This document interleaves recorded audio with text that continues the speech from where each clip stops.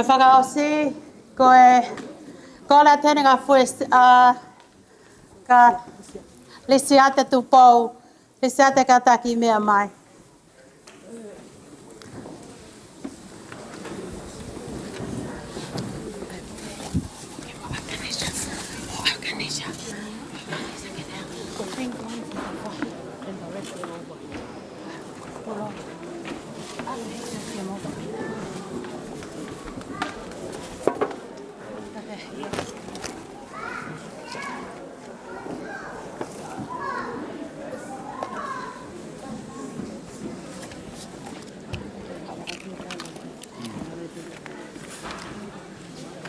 Kita kole DJ kita di time lagi vivasi.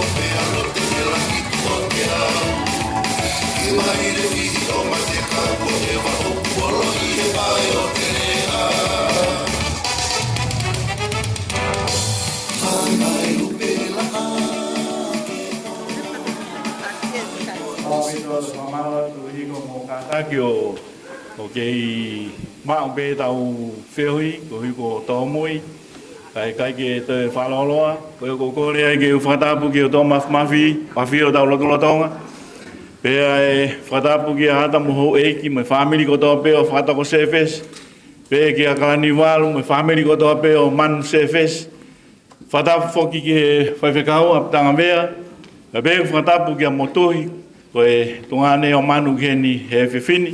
Ko ia ga honga ia pito ko ne la ma o me mai menu sile ke tau kau fata hai a hon. Ko ko re ke hu fanga ngai fatap ko to pe ne. Nai fatap ka ka to ne fa ko malaya ne nai, pe ngai fatap ko to pe fa fak me faren. Ka ta mo ke u fa fonga ia tu a masima pe mo family, hono fatau ke ki motoru i programa e fin. Ki mua pe hau ka tu ko fambe ke tala ku hinga mo fonga ko kinga ka se ne muki ko lele me aku mi ko motu ya ma ho ia mo ia mere mo ia Sefesi fai ku muki pe ak mai lele me mami baba ka ku mai hene via fini ko hi he ko familia mo lau si family mo ka uniwa pas ki ai e whanga mahane koni ko kore ke whawhi mua moto ke hao whai atua e rea tari ya ko osko ia e hoko mai rea wa whaiwhikau ap tanga mea o whai e tau ki hoa lotu he whiawhini ka tau toki hoko atua ai.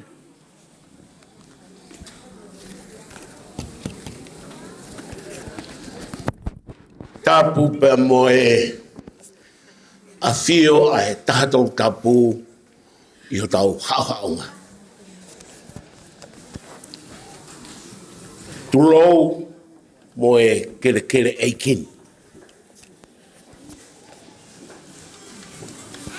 Whatapu heni ki he tangata eiki whaiwhikau pure. Muha whaiwhikau muha lotu. Whatapu atu heni ki he whahu. Whatapu atu ki katoa ki hau. Tawhakura. Wahai whewheka. Tamu maasila. Wat fo he ne whakatapu ki he family. Ki hongo family he hongo kauhala. O mai mua haku ki whainga maari e. Ki motu atua koeni. Tae iroa.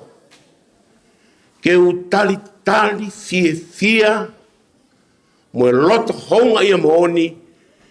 Ki atik motor katoa o ku mou i he malu e whare koeni. Tangata e ki whaifekau. O ko lawe i pe. Ko e fu taimi. Fe moe ki na lahi e ngahi family. I homo teu homo ngahi loto whare. Teu ke hae rea ia e plinisi o melino.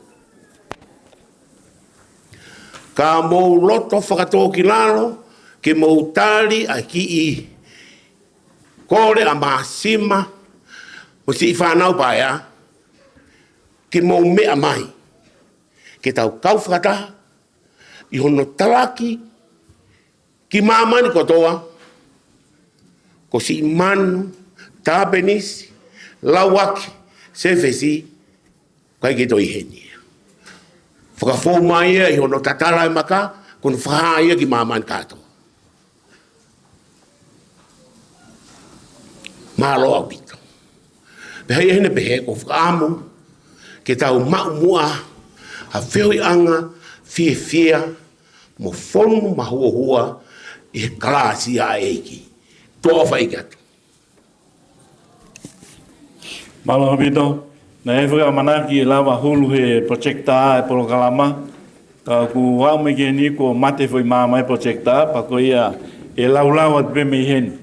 E whangamare ko ni ko kore ki a whakau ap tanga mea, ke katake o mea mai, ka kamata tau hoa lotu, ka whakatapu e polokamani.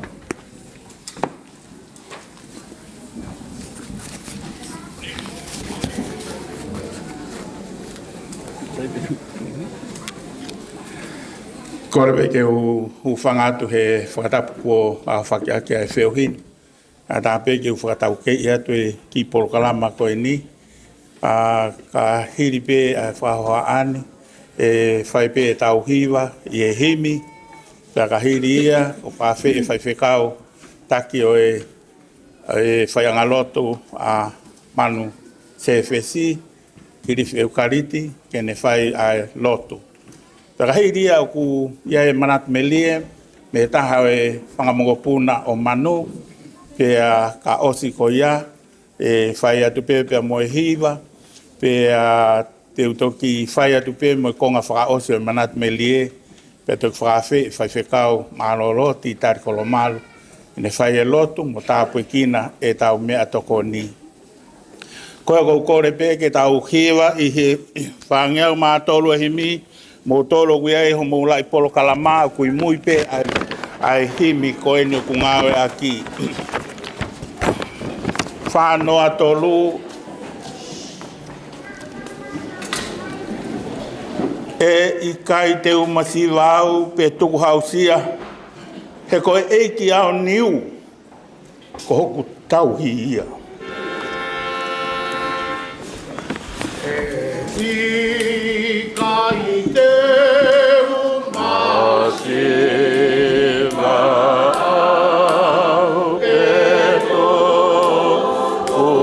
hausia. He koe eiki ao niu ko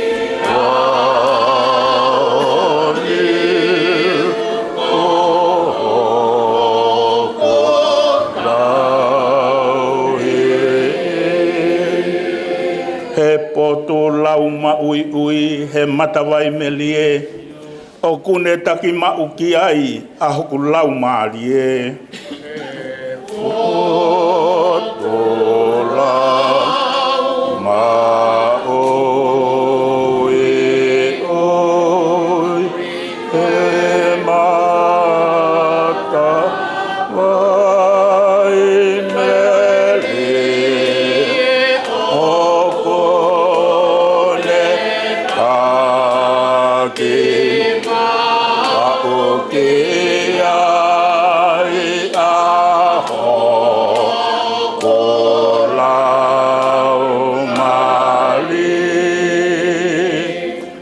i whakaosi. Wone alu ke langi ke te ui hatawhia. Pea e ave au ki ai ke nofo mau moia. Wone alu ke langi ke te ui hatawhia pea.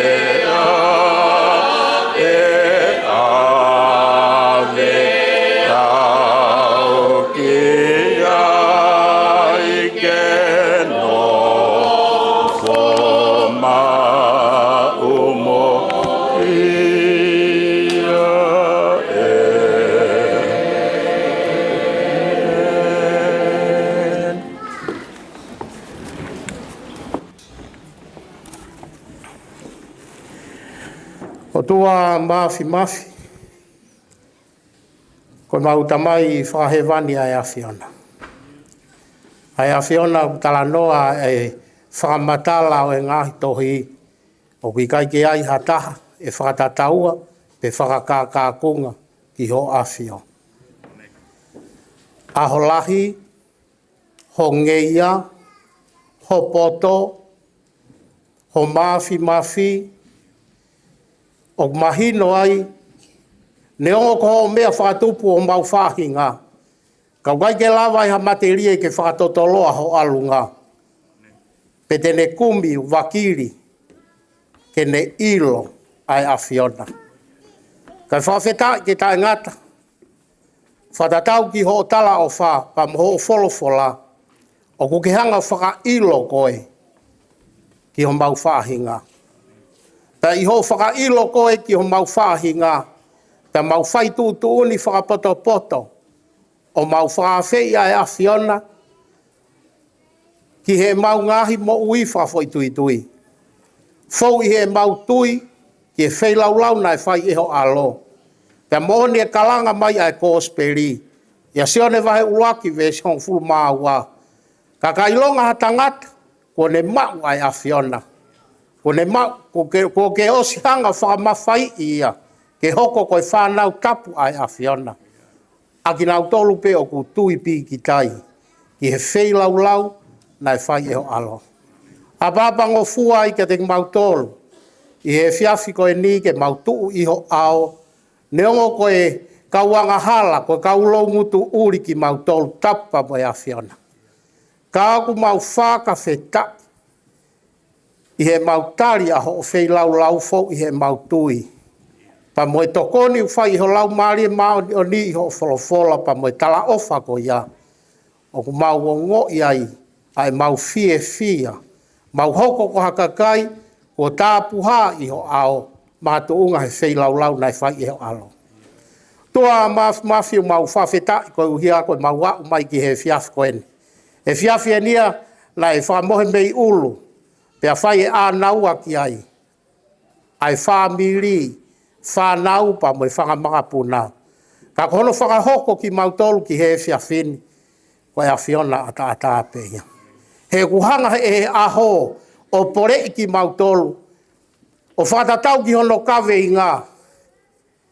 Koe anga o e mau whanonga e ai peho mau ngahi aho peheni. E whakatahataha mai ai e whamiri pa mo i kā i ngā. O hange koe mau whakatahataha mai ke hingoa o e kaunanga whae fitani. Eiki neongo ku osi. Hanga he awhiona o whatatau ki ho whina ngalo. O whakafoki atu ia. Ki api. Ko ne lava i e taurerei i kuna whakapue. Eiki. Ka aku ne hanga pore ki mautolu. A ki mautolu ku mau whainga maari he pirikimi o taimi. Eiki ke mau whaitu utu uni whakapoto. Lolo tonga e mau whainga maari. E ai ho mau ngahi aho peheni. Ka i hoko mai ho mau ngahi aho. Mone whakafoa u whai e moritoni. Te kai ke mau a usi e whonua. O mau ilo peheni hono fua. Eiki u mau whawhetai ke awhiona. Eiki u ke hanga pore ki mau tolu. Ke mahino koe mau whanonga.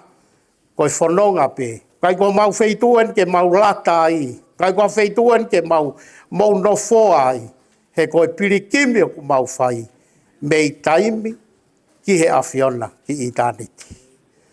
O doa mau hanga ki awhiona, whamalo atu. Ke omi ho mau whiunga, omi ha whiunga mo ki mau tolu. E kie, paki hanga whakasino vi sone, whai e whamiri, maasima pa mo whangatua whawhine, pe heke whangamakapuna manu. Doa mau lotu ki awhiona. Whaka whetai ke tae ngata. Pāta mai mau tuka kato atu. Ai fua ho mau longu tuko e whaka whetai mo whakamalo. I e loto honga ia moani. Ko e uhi, ko ho omi ha aho, pia na panga maari, hono folofola, hono mea kotoa. Eki, ka mau whakautua ho mau ngahi whakautua anga. Eki o whaka kau, kia teki mau tolu pia moi mau whanonga.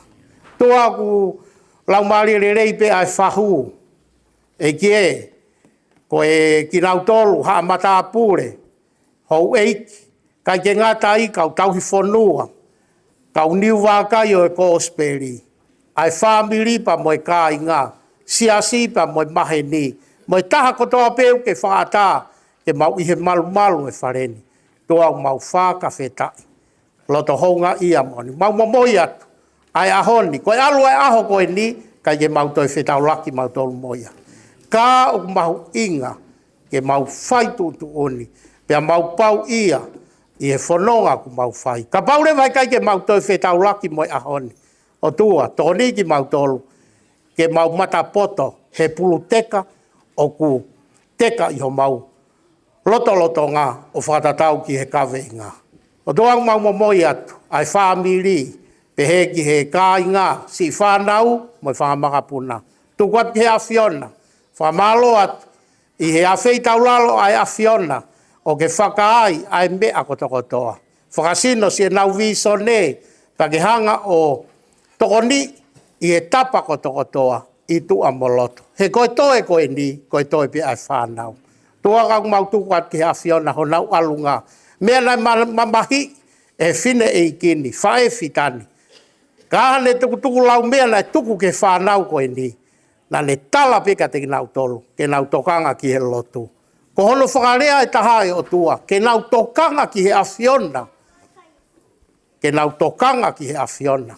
Ke eiki mo pure, i he mo ui ai whamirini. Neongo koe toi pia ai whanau mo whakamakapuna. Doa mau mo moi at ki he awhiona e hoko atu. Eiki koe alue ahoni, kai hoko atu e whamiri. Mahino beku mo fese toko tu te whito e whare. Eiki, ka koe awhiona ke hau whetong tu unga tapa mo e awhiona. Toa mau tuka kato atu. Toa ngai polo kalamba e ahoni. Eiki whakai mei langina. Tuke na panga maari e. Eiki pakehanga whakamata potoa ai mea kotokotoa o whakatatau ko whinangalo. O toa mau whoki atu. Ka mau whoki atu he hiri ai ahoni. Waha pore fo ou ia te ki mau tolu. Ke mau ai awhiona. Ki loto ki he mau moui.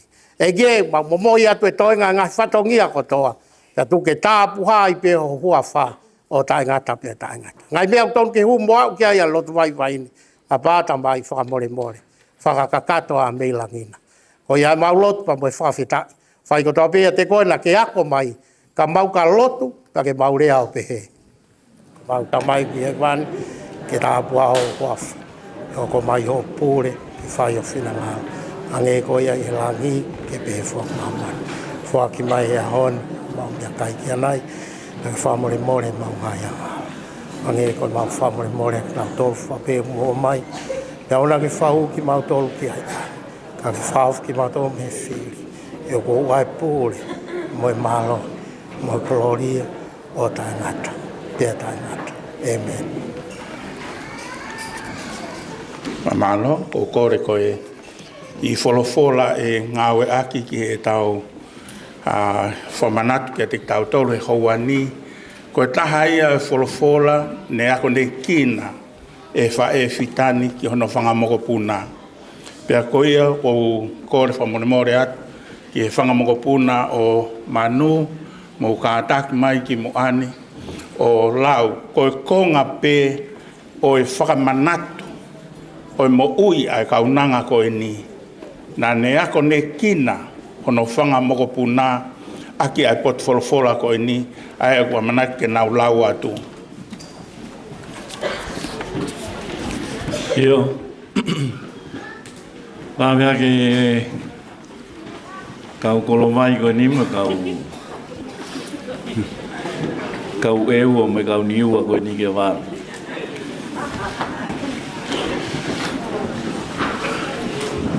Sai ke famana to pe ko mo tolu ha mo hiwa ke ta pe DJ kang me he e sai ke block ave ki ai ke va pe a o te tau to e fetaria ki ai ko e sai o tolu me si ulaki ke tolu e lau le lai me fangi ka le kai ki ko ni mo pe a to ki fa o se mele me ka ta ma ko e me mo e pe sfa ki ve se no sai lau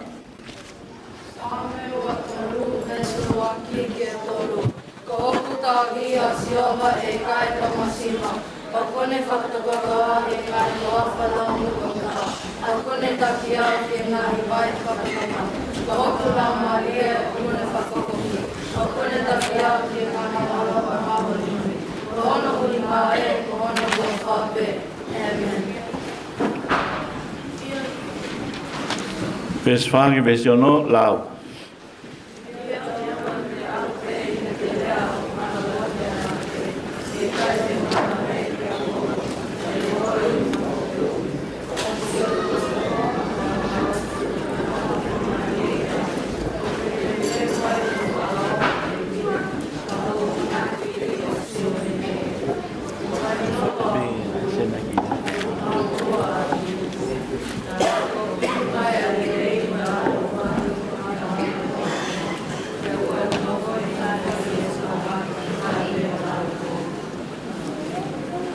Sai, malo, koe hoka dueni ki e manat merie e tahape.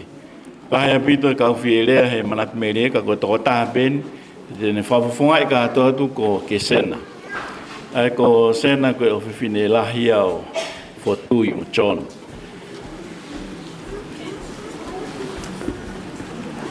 Teo sena. Here's that one.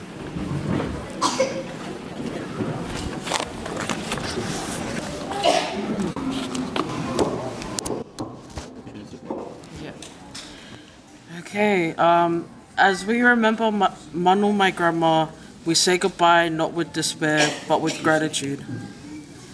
My grandmother was a woman of deep faith and with a heart of gold and full of grace. Her life was a testament to God's love, and her legacy is one of prayer, kindness, and unwavering trust in the Lord. She was the kind of person whose Bible was well worn and whose prayers were never ending. She taught us not just with words, but how she lived by putting others first, loving without condition, and always turning to God in every joy and in hardships. My grandmother believed in the promise of eternal life. She knew that this world was not her home, and she lived with her eyes fixed on heaven. Though we mourn her absence here, we take comfort in knowing she is now in the arms of Jesus, free from pain, surrounded by peace, and welcomed with the words, "Well done, good and faithful servant," as quoted in the Bible verse, Matthew chapter 25, verse 23. I can still hear her voice in my heart, reminding me to trust God, to be kind, to never stop praying. Her faith lives on in us and in the lessons she taught, and the love she gave so freely. She was a light in our lives, and now she shines even brighter in the presence of our Lord. Though our hearts are heavy, we do not grieve as those without hope. We know this is not the end. One day we will see her again in a place where there are no more tears, no more sorrow, only joy in the presence of our Savior.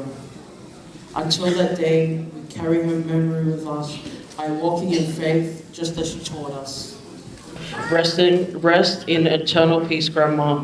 You are deeply loved and forever missed. Thank you.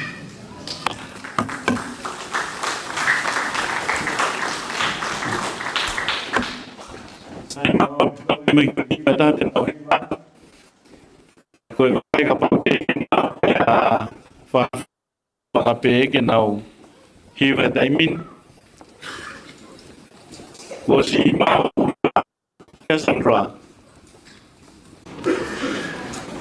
我是马呀，Ayo kama mana kena hui batu, tama ya kelele tua, mohon ofa mana tu kita utoru, tulimu iko ya ofa tua pai pe ko tua pe. Ayo ko fa to se same o toru na na rau, ofa mana tua ke si malo ofa tua, tulimu ko tua pe. Ko ya pas mai ke iba te fa ma puna. Pas mai ke Lauaki.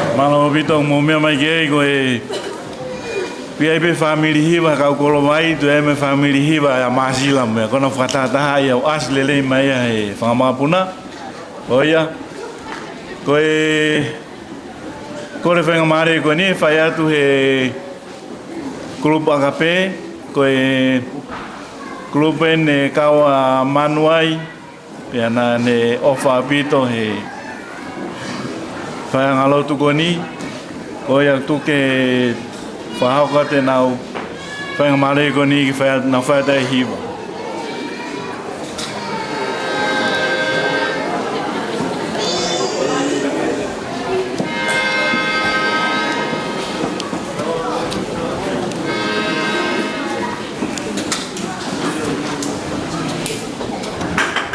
Oh,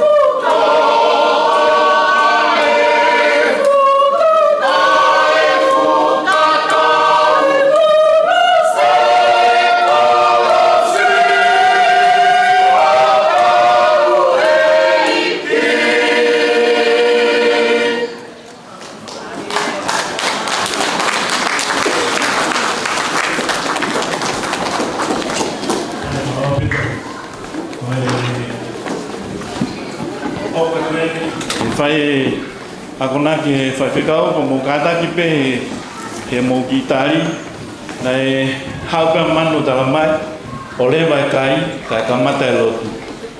Pea pau peke tala ngofua, ko hinga ia ku whai te lea koe ni, he ko o whaanga tō taha pea manu. Ko ia whainga maari koe ni, o anga lewa ki whai whikau. Ko kore me ke o whamalumalo atu he tala whakatapu kakato e whanua mo e lotu. Ne wharikiriki aki a e whakataha angana. A nāpe mo oku ke u whai atu pe a e konga whakaosi o e manatu meli e. Ko konga ula ge na whai atu e ke stena ne nai. Ko konga hanoa na whai atu he whanau e nau lau. A sāme na yako ne kina e whae e whita ko e ni he aho kotoa pe. Ko palpalema ku hoko i tonga he taimini. Ai honge koe ai pensini.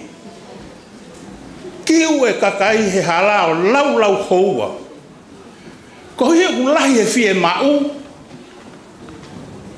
Ka koe supply o fusi isi au pito.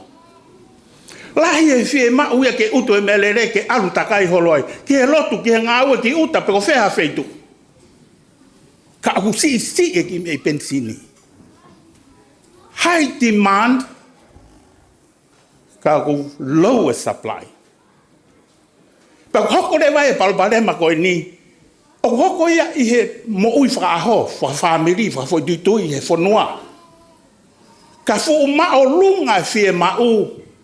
Kai ke lava feau. He matawai koe o ku whai ai utungaki pia me iai. Pau hoko rewa e palparema. Kamata rewa ke puputu. Kamata ke fi. Pia kamata ke whai ngata ia e loto me whakaukau e tangata. Pia hau rewa ke he mea koe ni. Whakaukau. Pe e hanga whewhe hono solova e palparema. O ku ua hono solova. Kono whakarea ku pau ke whakapalanisi. Ka kua pau ke ka pau fulahi fie mau holoki hifo. Ke whakatatau ke he mea wala mau. Ka whai ngata ako natula ko e tangata aku viri taki pe tangata ia. Ke mau e mea ko aku loto ke ai pe whakaamti ai. Pau hoko re vai ai sio kita. Hoko ai e tae ofa. Te sio tu ke whahinga. Maha mea lere halaka e lue lalo. Whahinga ke au ki api. Whahinga koe teke mea lere. O kue rewa whahinga ia peheni. Lere ke pausa i hofoa utuai. Koe kore kau whaihere te o. Tau wahe pe mua. A ki mei pensini. Kai lava ke tau whetokoni aki. Ka koe lere koe ki hofoa. Pea lere pea mea ki lapaha pea lere mea ki whe. O se ange whono ene mea lere ana. Kai maha mea lere ia si whahinga pia nau lue lalo. Ko ui he kuha, oku mao lunga fie mau.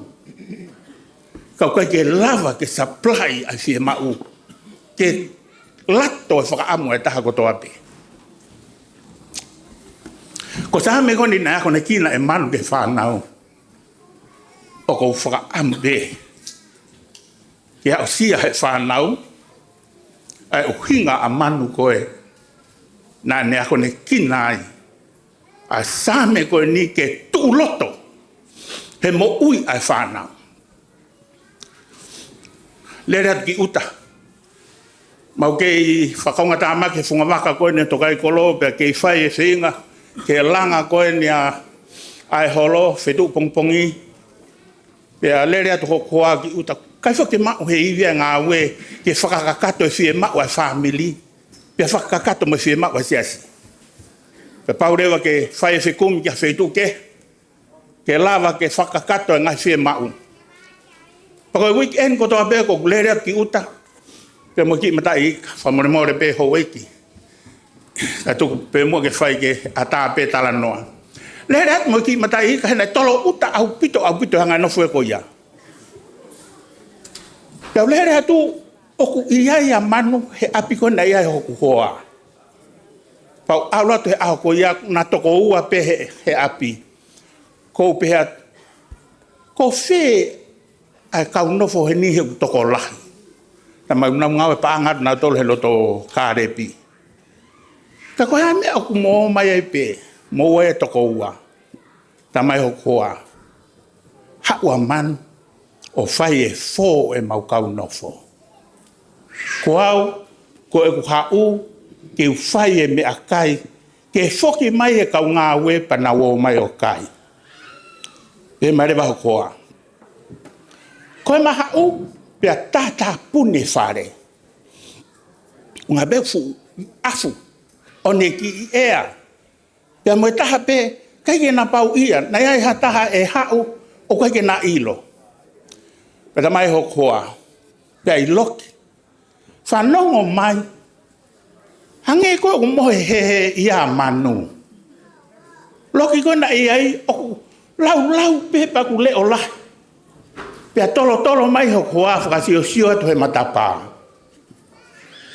O ku a pea manu. Whai e pero e fo. Mo e whakalau peke o tua. Whakatoko pea mo e whanau.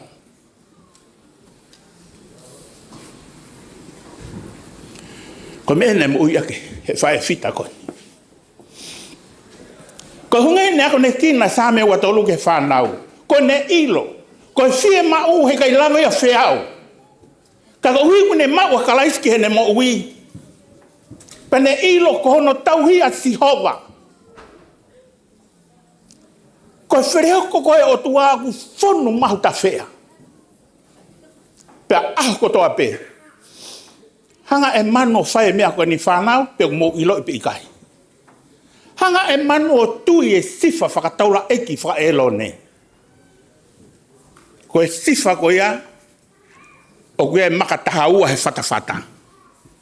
Ke hu pe mo taula eki, ki he potu top tapu, o ha i he ao si hova, ke whakamanatu e matakari ko toa peo isleri. Ko mea e ne whai he whae fita koe ni. Pongi e fiaf. Ko ne ha i he ao o si hova. O teke a whamiri ke eiki. Ave fie mau.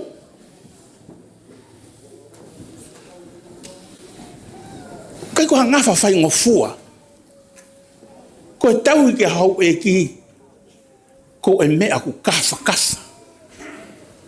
Ko whatongia he whamiri, whai ngata ke whaamalawa. Tānaki mai, mo e whakaamo asi. Hangi ha mo unga a whatongia. Kana e ilo he kaunanga koe ni, ai matawai o ku tafe tauriki. Ne omia si isu o eiki he ne mo uhi. Pene hanga hak, ki hono tahui lelei. Au tala noa kia sio ne. Ko tahui lelei une ate ne mo ui, ko hui ko whangasipi. Ko kaunanga ina mo ui whei lau. Ko hui, ko no ngahi ngafa whatongia. Au tala noa kia e palowe e pi. Ni ma koe o kuala ki he, ni ma koe o kuala ki he. O aheng da mohe tuai. Ko hui ko ne whakaamu. Ke lava ka kata hono whatongia ke tonu hia ke he otua. Tama he sāme koe ni. Kau ka fie kaia, koe fu toa whalau mo muka o tua ne tokonaki. Ma ui fo au. Te mākona, lato fie mau. Pa kau ka fie inua kune awe au ke vai tafe maari e. Pa kapau te uaru, i hala koe whe maru ake ai mate. Koe te mana mahe ko tau lelei a si hoa. Koe au taki mua. Koe ia tene awe au whakatu uta ke whanua moa. Pa neo ngoi hata kai a whiri o si o. Ka ku teu he o toa te pire mahu he taim ko toa pe. Ke kai me li ai. Ang nau tolu a pasia loto ki a si hoa. Ko mea ko whakoloa ki ko pe mai a ves whaka ose sa me ko ni. Ta e tau piri mai a lelei mo al ofa. I hoku ngahi a hoko toa. Ko whakaukau e tau piri, ki fo iliha ino ko fie pa ko manako mau pe ai. He ko whakaukau e tau piri e ku hinga ia, hangehe ko kita mohoto ata. O tae malawa ki te mawai mohoto ata, pop ko toa beo te alwai o follow behoto ata e te kita. Kai lava ke tu usi kita whamawai mohoto ata. Tala mai o pehe a tau piri mai a lerei mai monu ia a tapua ki mo whakakoloa ai o tua. Ki ha toko taha. O apa sia loto ki a te. Ha toko taha u tui pi tahi. Ha toko taha u toko tu loro ka kato whaken mo ui. E eiko si su kalaisi. Whanau. Puke mao e same. Whangamongo puna. Ko matai koloa fufu uia le hanga e mano tuku maa mo tolo. A same ua tolu. Ko tau hia si hova. E i kai ke tau masiwa tau tolu ia. Nengo e lahi e timand. Kau kai ke maa lunga ngai he kafa kafa. O e fu vai tafe le leia o tuau ne palomes. Ke tabo ki iaki a ene whanau. O whalaiat. O weiki. Whahu. Ulmotua. Kau ma family pe heke kau ngā piriki mi. Patawang ko manat me ri beno ko fai ke mo ina fai he kau nanga ko ni. Ka tau ma tu pe me hen tumu ke malave loto ya te tau tolu. Ai me ala tu fufu he mo ia kau nanga. Ka fe fai kau fa mo remorem. Fa haloto ta bekina ipe me to koni. O ilo pe mo halo fia. Ko en tobe min te ua ya ke atare wa ke te pile.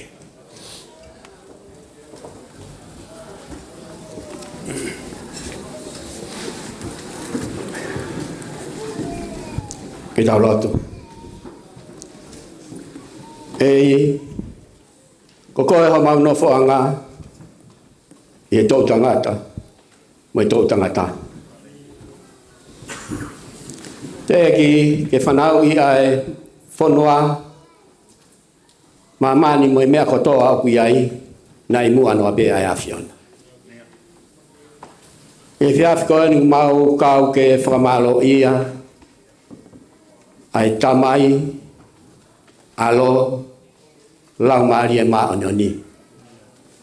Kau e kakai o langi nā kau mo amani furipeni. O be mau whawheta mau whamalo mo tu kolori at ki ho awhio. Pag mohoni at puna ke koe pehe ke mau noa. He whai e whawheta mo whamalo ia ai huafa e awhion. I he mau whamooni ai whamalumalu mo tataki o kuwhai e ho lau maari e maani o ni ia tek mau tolu he whanonga na mau whai pa moho o awhio.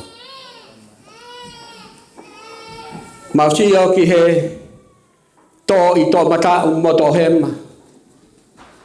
Kai whapita i aku kei malu bia bia hao e whanonga whai e he toenga o e whamiri pehe ki he siasi pa me kau ngā whanonga. O pe mau whiawhia mau whapita i mo tukolori atu ki awhiona. Ko i koe mawau sia mai a e whakausinga. O e whiohi na ke hanga tutuuni ma e whamirini. Hange koe ia koe lotu kamata o e whiohi a koe. Na e whamohe pe mei ulu. O hange pe hamisi. Kau mau whawheta. Ko hui koe tokoni a e Fiona.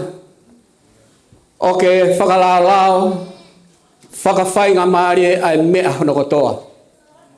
Kai lava ke whakakakato, ai ngahi, whakatoutu, we palani, ai whamiri, ko hi koe aha whakakoloa ko eni.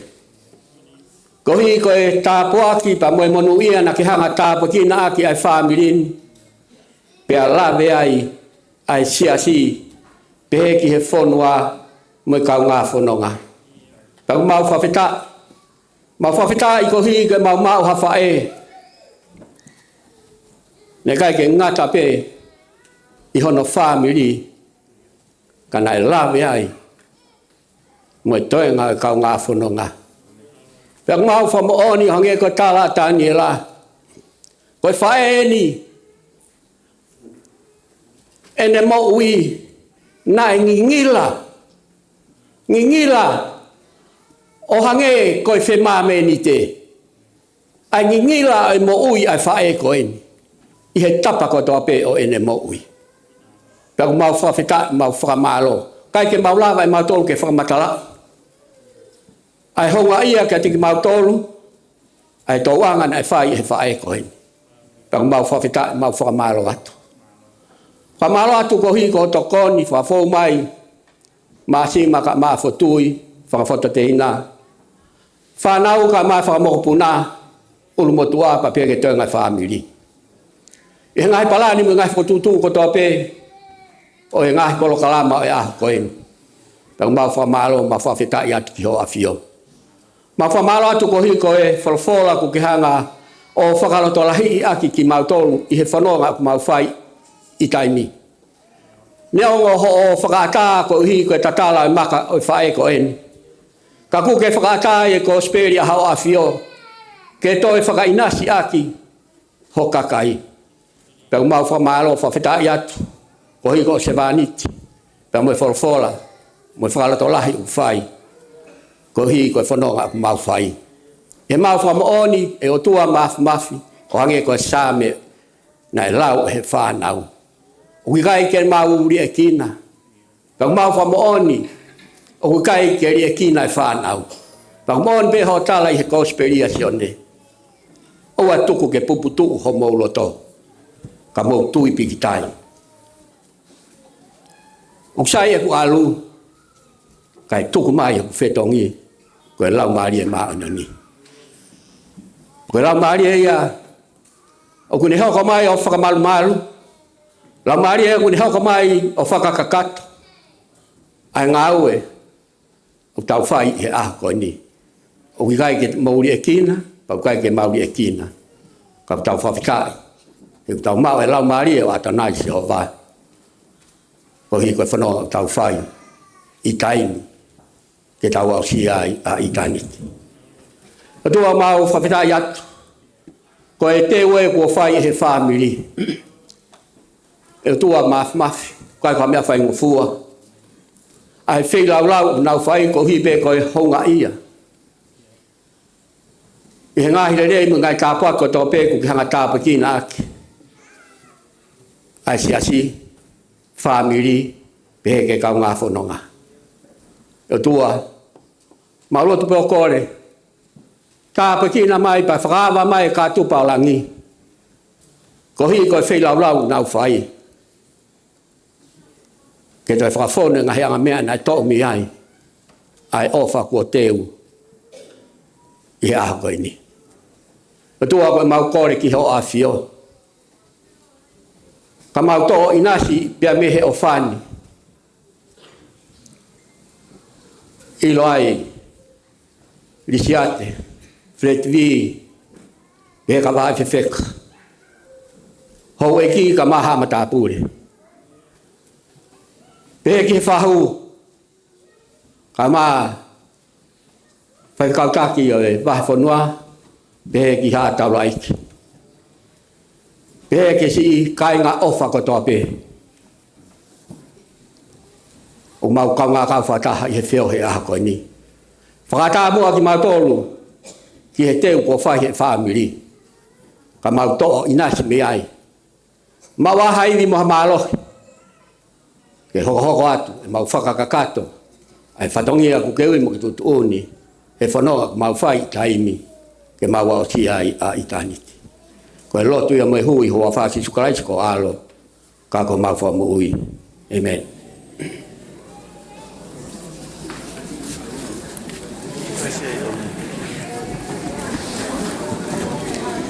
Mama Vito. E masila mo whawhewheka ko whawhetai lahi ki o toa. Ko hi ko e o moloto whi maali e lelei. ke whakahoka poloklama na whakaama manu ke whamo o mu ai lo tu. E koe na ko lawa lele ia, whakata mo te pire, i he momeni tibe me heni, u whahoka to e ai poloklama e kau whiwhine, kau kole DJ ke tā mai moa whasi.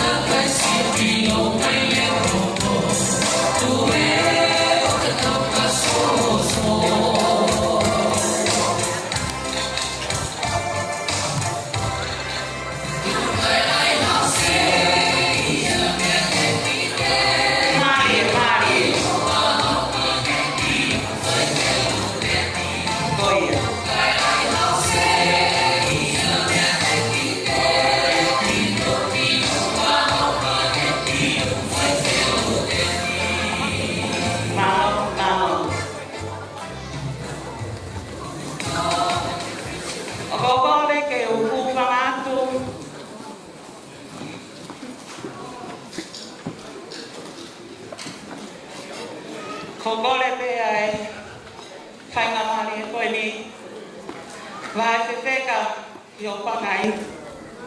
Te whakata mai whine matua tua mo tai loa koe ni, ke hama tu atu, a hoku whatongia, whakai whae. Whatapu, ki he tolo taha i o tua, koe tamai, alo, mo e lau maali e maonioni, o kune whakatataha i ki tau tolu, he aho whakakoloha koe ni, ka koe aho o e pekia, Manu Tapenisi Sefesi.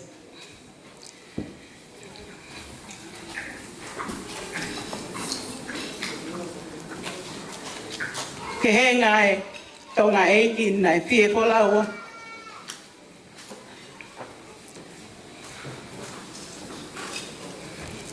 Kau hu whangatu. Mi hoku motu. Masiwa. Mo motu tupu anga. Mi he funga whanua. Mo funga wailangi. Kole ke whakatapu atu. He tahine whahau.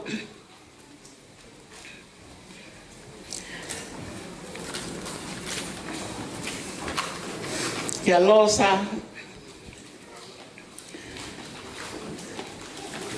Ia aho koe. Maa whana noa pe o kuloto.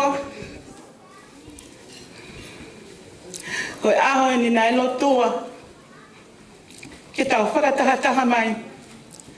Koe aho ku moko hono ea.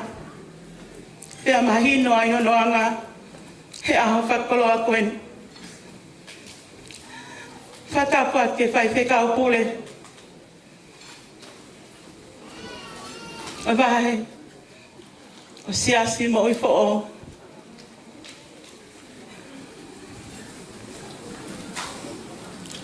Kau maha whai whekau. E tō whatongia me whai toka. O a umai ke loto whare koe.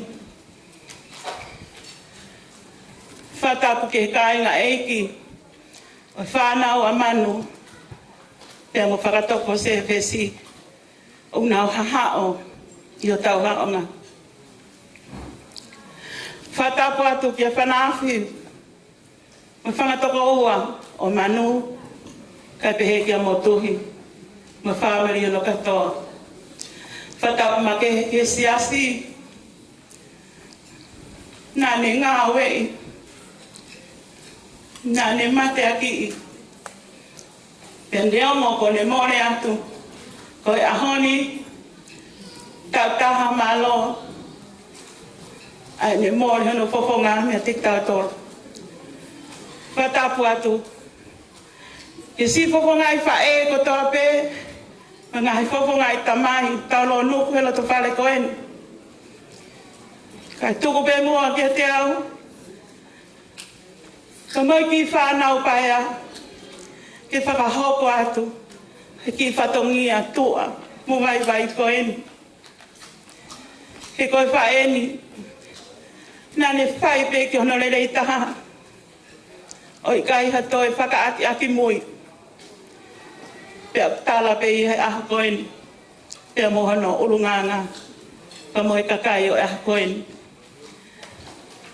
Kau whoki ki hok whatongia.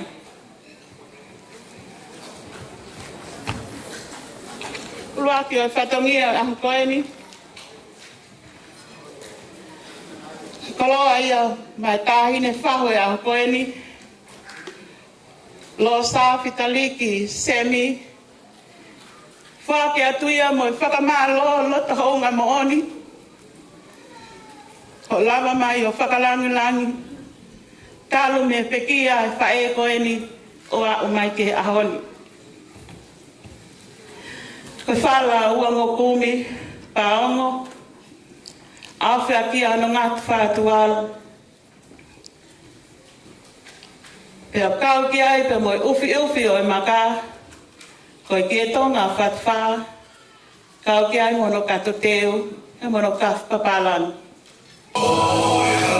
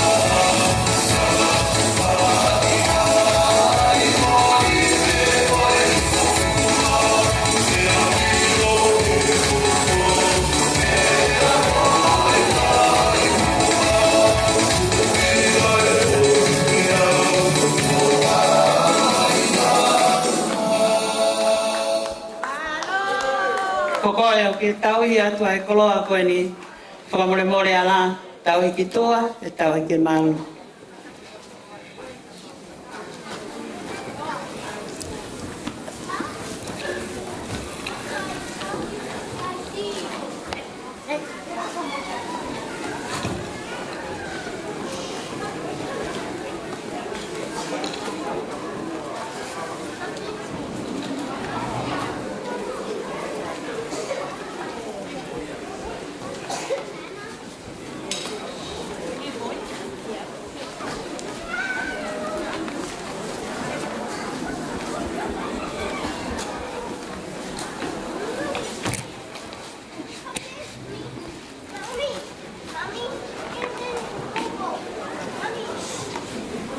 Tau hoko at ke whatongi au hoko. Fua ki e whanau mo whakamalo. Ki he whaiwhekau pule e wahenga Sene Australia. O i siasi mo i fōo. Fua ki a koe whala ua ngokung. Awhia ki a e fuatanga toka wanoa. Ki e ki e tonga whatwha. Pea ki ai pe mono kato teo. Fua ki a mo whakamalo, kia te koe a ki tanga vea. Koe koloa ia, mo ngahinga ota ota o e ahoni, e osi pe ia pea e auha.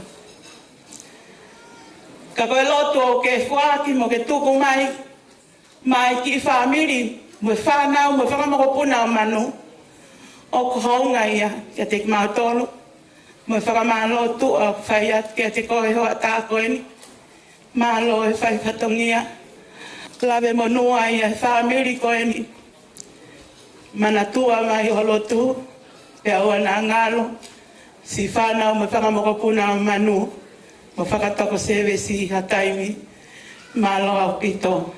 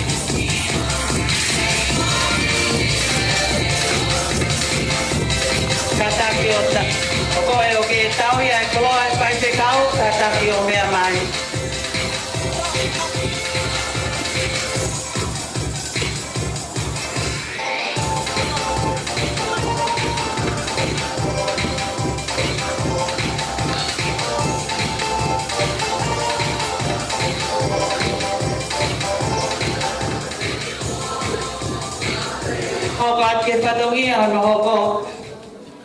O whaaki a he whanau o whakamalo. Ki sio o mātu a koe ni, ko i kau ngā mea whia ko whani o mano. Ki a kau fusi ko ne pekia, kau māti tari kolomano. Whamalo atu ai whiohi ko whai, hounga ke loto i whanau. Pene ongo o ko mole mo tatau mai ai ongo whae koe ni. Tau whalala pe ke eiki a mea no kotoa. Whake atu ia mo whakamalo. Whala ua noa. Awhia ke toka ua noa. Mono kato teu, mo mono mono.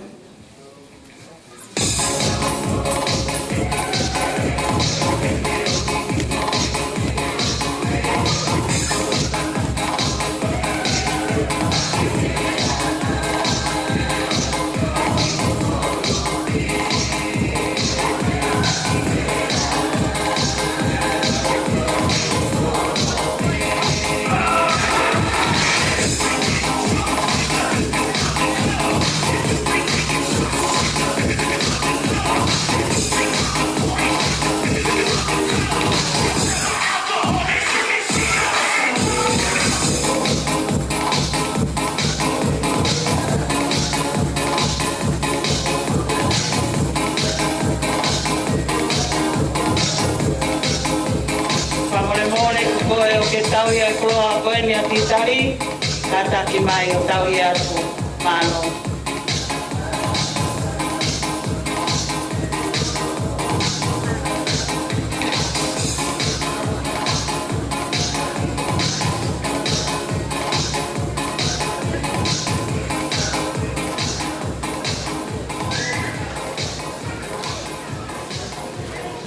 Fatongia o koko.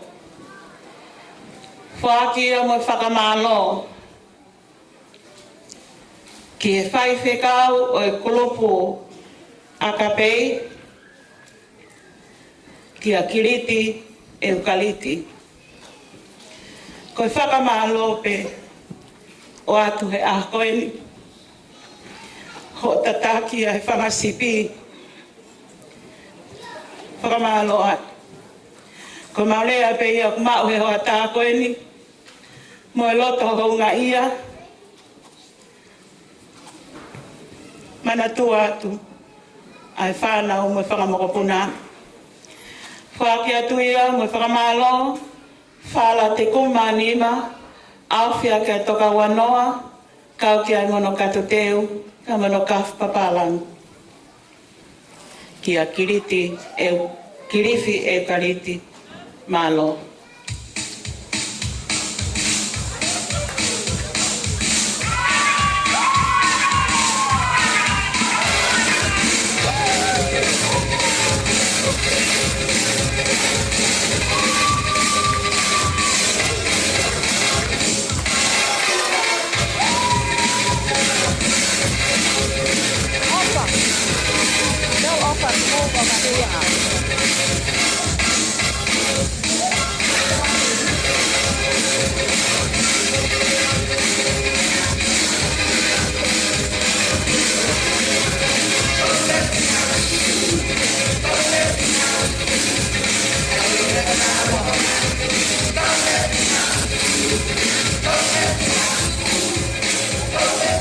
Mole ko koe o ke tauhi ai koloa a kripi e kaliti ka taki o tauhi atu ia ki toa.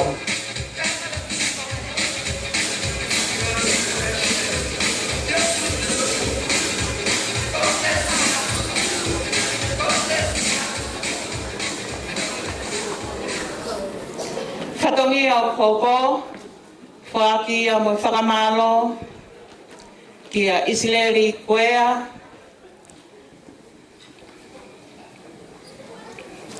ko tui o ki kai tenei heni.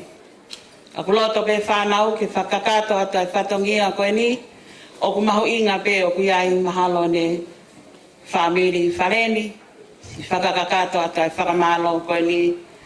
Koe whala uango kumi, awhia ke ai toka ua noa, kau ki ai mono kato teu, ka moe ki e tonga. Iki a ki ai ki e tonga, malo.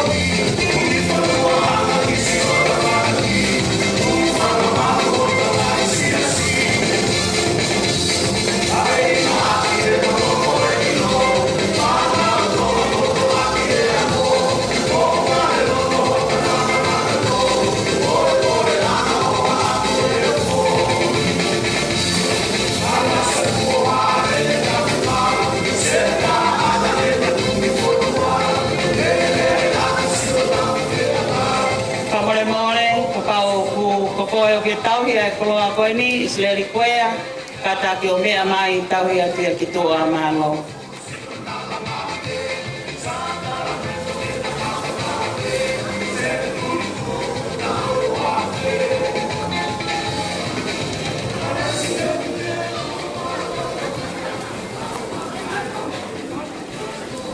Whatongi au koko, ma whana pe loto e whanau, whakakato atu e whatongia koe ni ki o nau mehitanga. Mele mo ia I pangai tupo, ake a whakamalo si ofa whanauni. Mo tauhiwa mai ke pekia hei kai ngalo ai ofa ko ia. Whaakia ake ai whala uanoa, awhi ake ai whatanga toka uanoa, piaipa mono kato teu, hiki ake ai kie tonga, malo.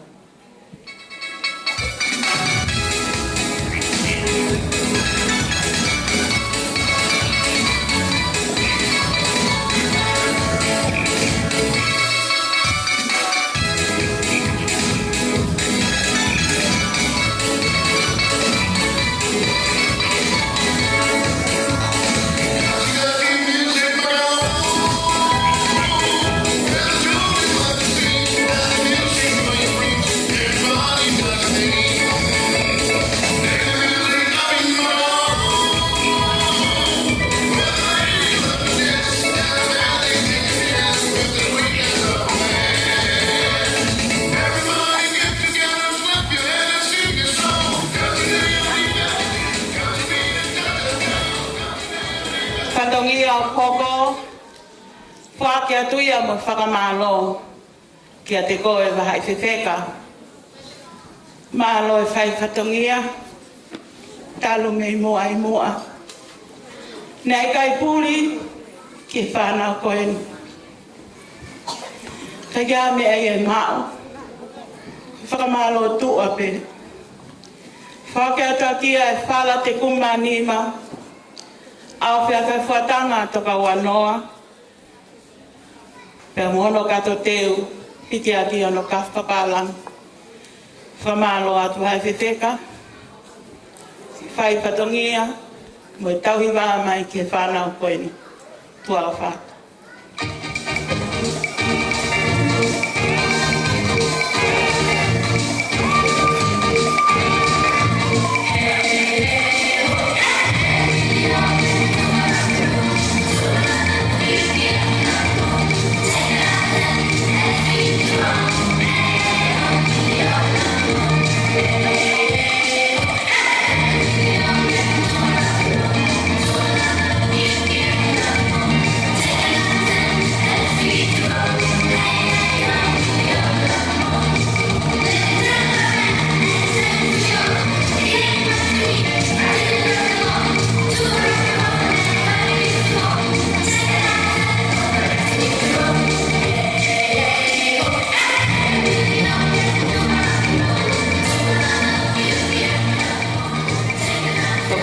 Tau ia e koloa maha te kāwha mo e more tau i atu.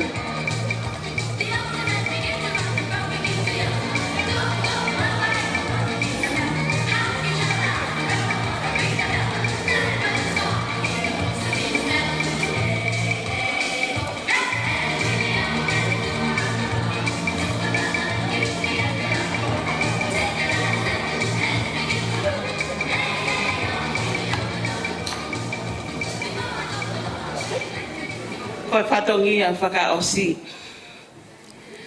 Whaakia tuia mo i whakamalo, mo loto vela mawhana, mo loto fia. I kai ke toi ai hano tatau he a koeni. Ki e whanga toko ua o Manu. O kunau i he loto whare koeni. Kia te koe whanawhi. Whanaua e mere.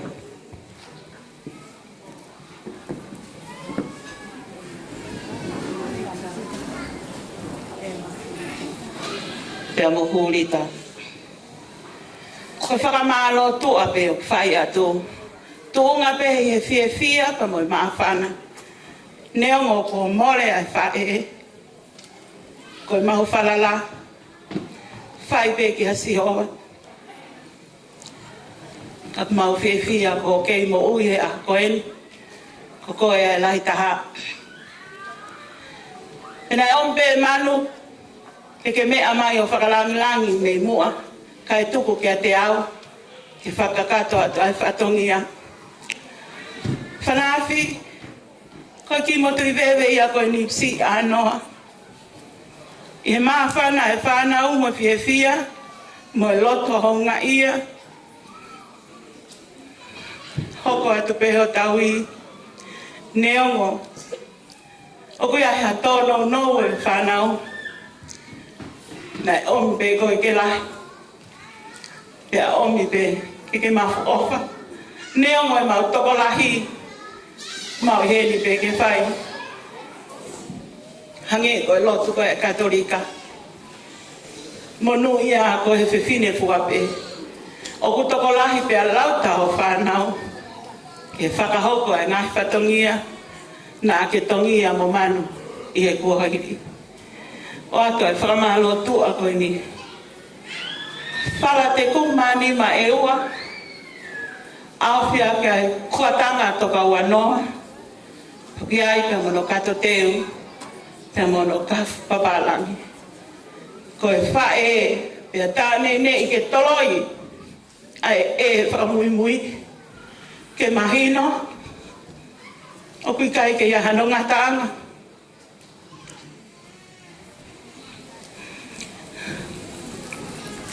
Mau salute atu he a koe. Ke mau whakalangi i koe. Aki pe me mafu koe whanau. Na e ohi aki a e ofa. A koe mau lotu pe iau whai a koe. Ke tau mori liu hanga hi ahu peheni. Ke mo ui fuoloa. Ko hipe koe whanau. O whaat kia te koe whanau. Mo e toi ngā whangatoko ua. Tai mai ha whasi.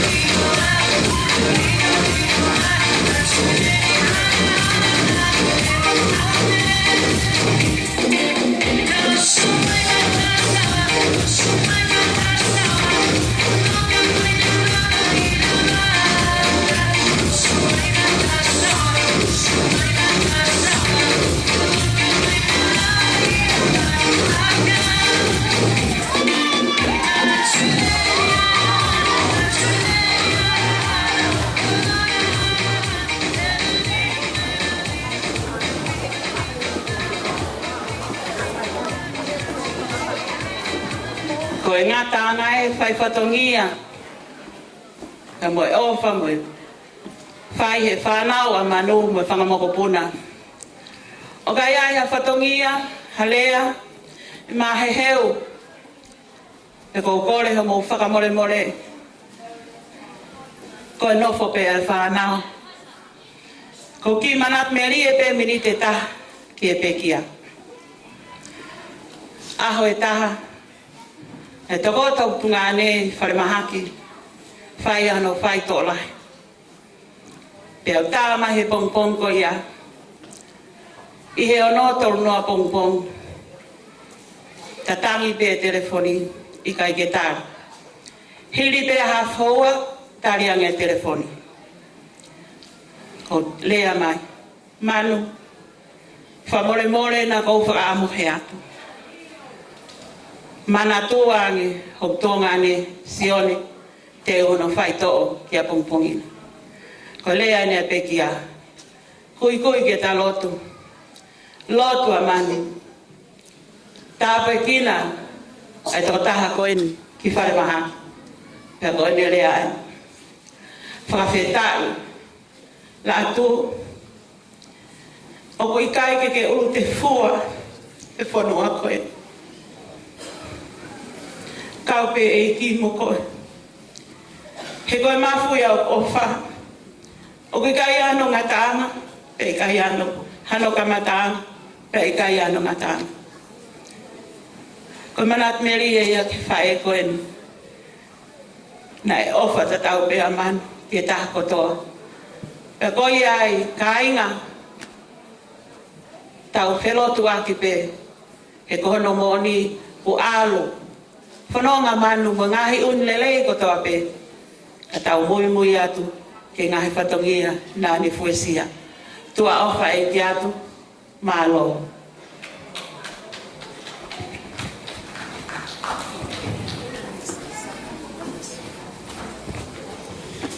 Ko kore ke u whakatulo watu li sia tupo upe amuho a whanga.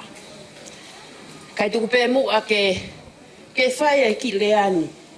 Pena e ke ko haho to uhinga, ko uhiki au o e taha o e lahi e ia manu. E whotui ka uma ama sima, me whangatoko ua. I ka tonga, ko maulangangi ia he honi. Ko whangawha e koe ni, e whai pe mo whatongi a ke mate.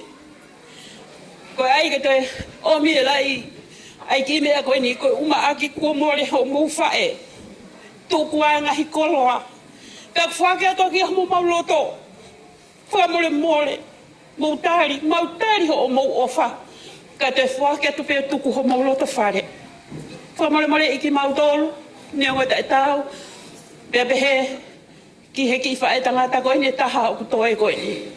Mo ki mautolu ko toa ko ho mauloto ia ko maulanglangi ia he ahoni. Kai tuku pe mua ke langlangi ia ho tau otua. Whotui, ka umai ka tonga pea pehe ki a. Mautolu ko toa pe sela, ka umai whanga ki te hina. Mautari mo loto fie maari e. Mau whakawhita e ka uloto pe ke whakawhoki ato ke kakai. Ko hinga ulahi ho mau mafu mau ofa.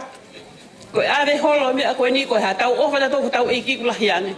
Whakamole mole ka te whakawhoki atu. Tuku pehe ai anga koloa tata ope. Na to iai ha aho e ao ngai. Malo. Malo bito fa malo e la tu e lava e programa koe no whake ngai koloa. Pea kore peke kau tau laiki, pea whawhiwheka mo masela. Whamore wai e waki aitem, mo whamei teo e whanau. E hoka tuheni, wako lawe i wewe me ngai tau lunga.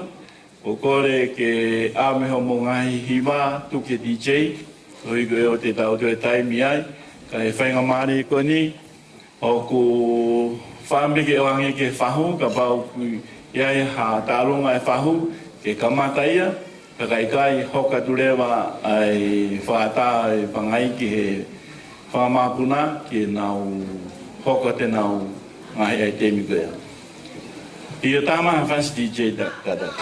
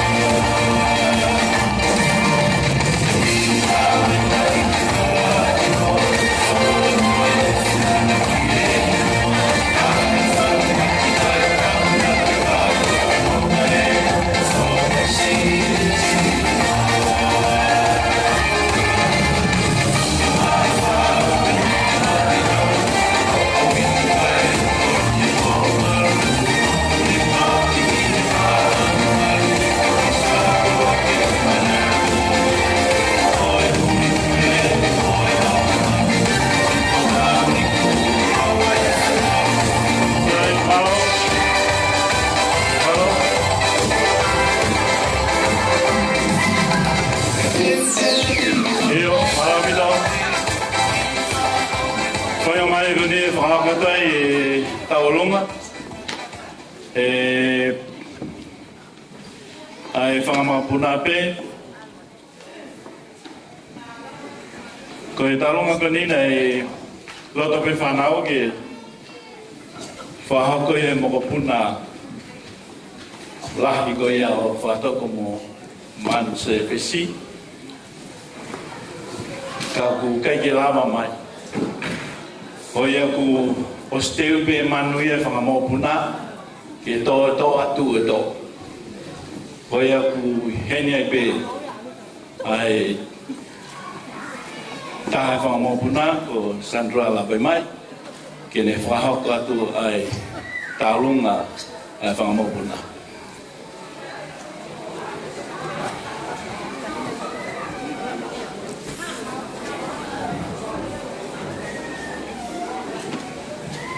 Fasta lunga ko ia Sandra Labai mai te ulere mei toke rao. Ko ia niwa ko toa pe loto.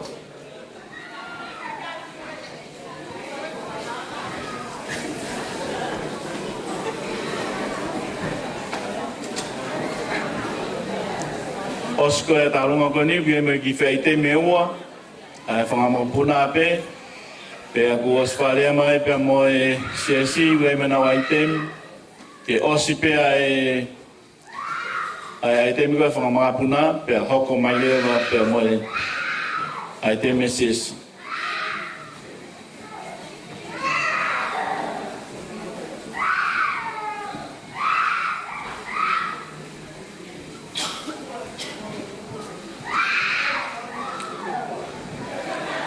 Kadaki ko e tek ko ia e tene taulunga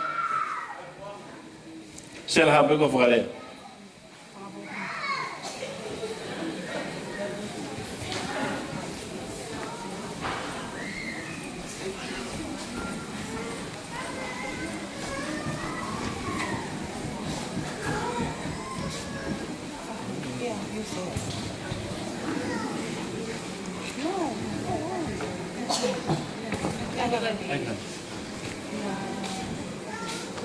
Hanya hao mai meniwa ko ia ko e tek o ku ko le ke fahu ke kata ko mea mai aku sih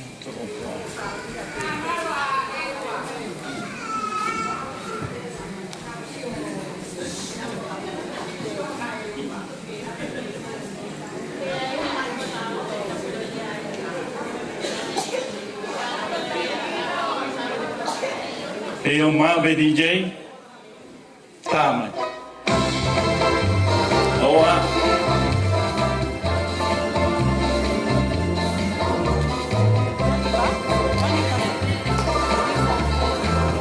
hola isa eu leve peito que lá kadang ko vesin papalang ini udah mai ko vesin faniwa ko yang mau nama waktu ai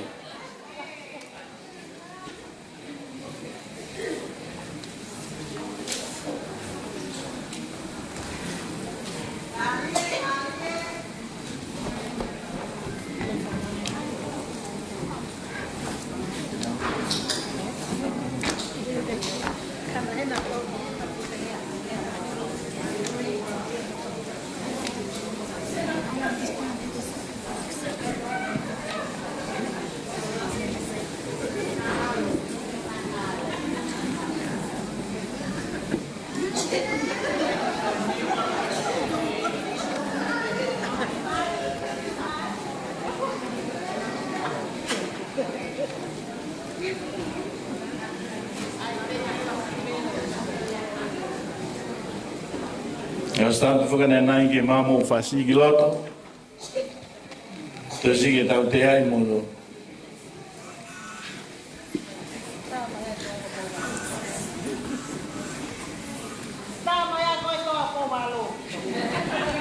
Mama waniwa.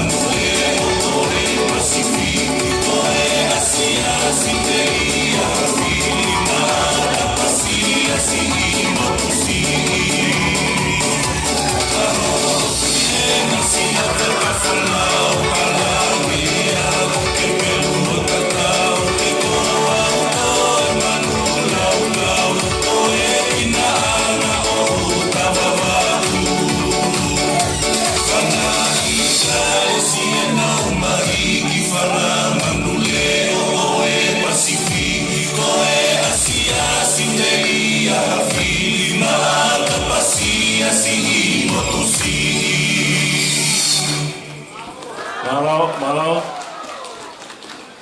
Whakamale ni we ta longa e whahu. E ko tui pe mau ko se arve e whasi ke DJ.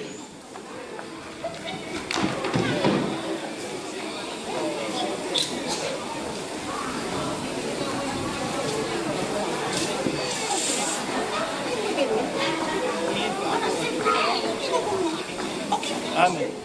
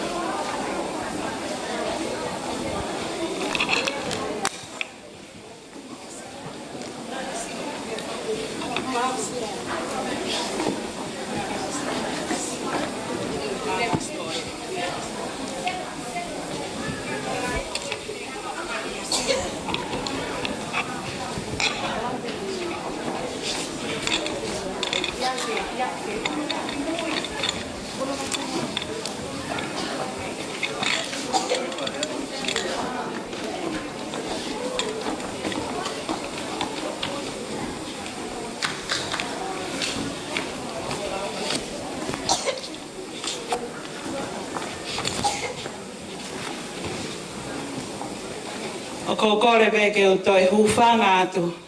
He whainga mari e ko omi mo ko. Ko whai whatongia pe he whiawhini.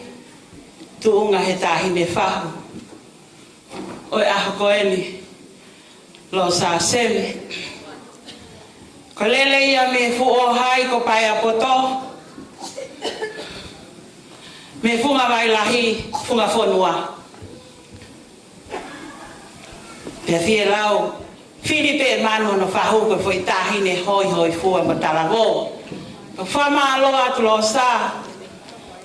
Ho a whei tau lalo ho loto to.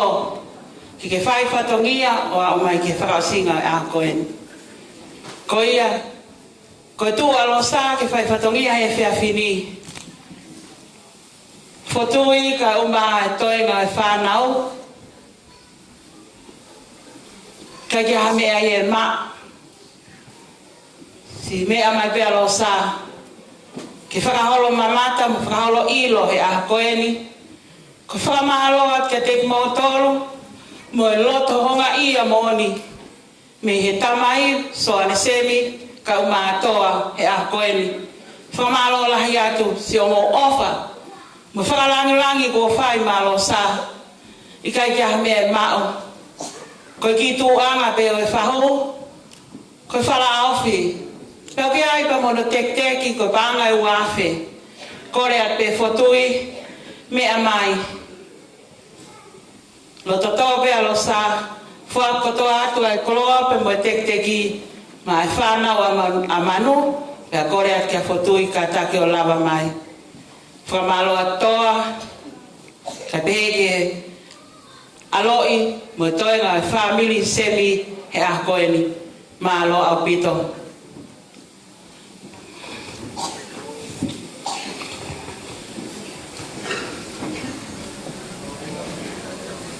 Katake o mo paspasi mai e whahu, o Manu Sefesi ne o ngokone pekia. Katake o takai, ai tu anga tahi mai ia kia fotui whamore more e malo au pito e si whai whatongia e whahu he e whiawha koloa koeni malo.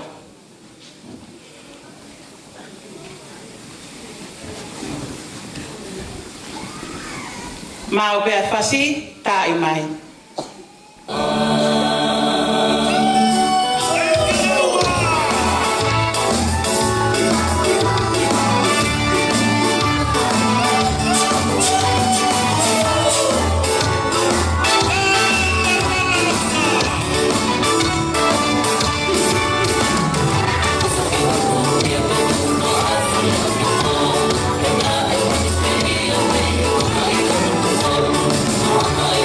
Thank you.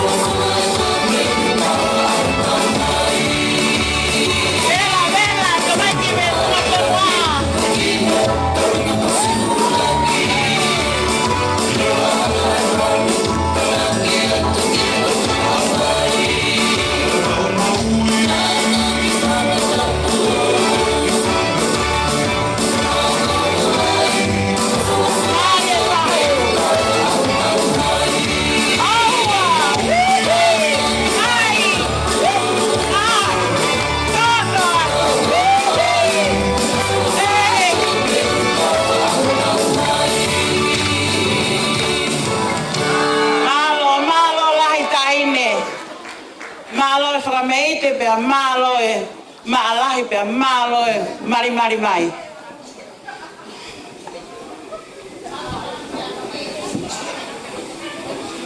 Hoko.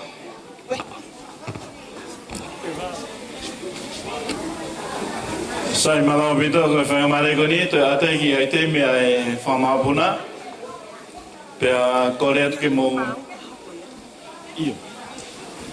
Kolet ke mo va mai be ko va ve taimi.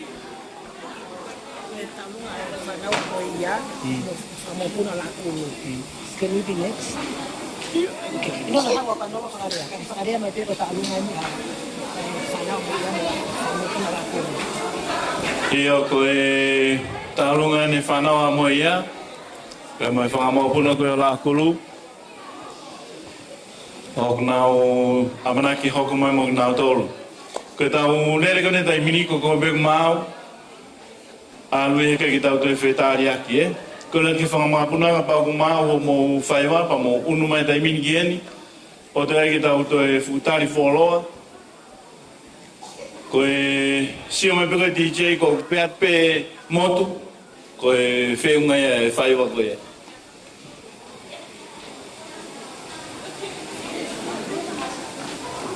Mo unu mai peke sio mai kakai. Mo unu mai ki muin.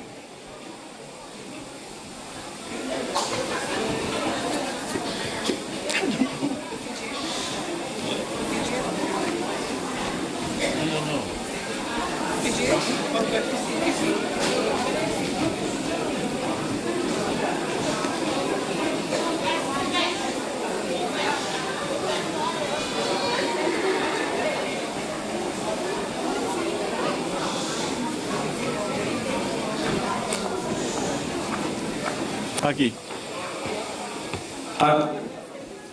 Aki vangong mai DJ buka fast fan.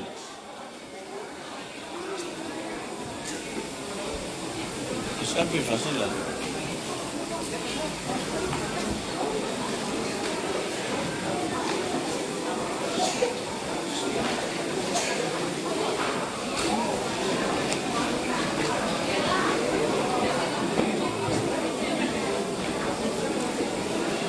Ko to ko le atu ka ha fai fai mo mai fasi. To jibe ke ure fa ni wa na mai noi.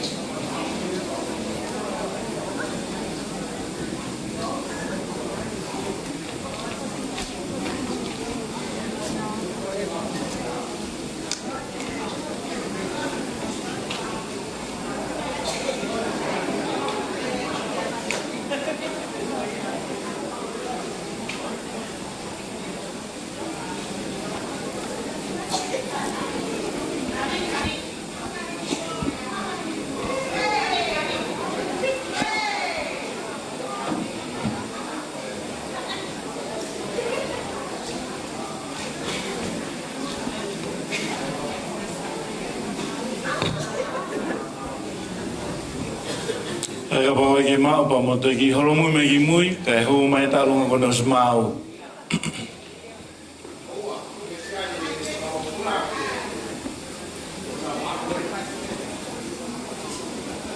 no ta wana ma.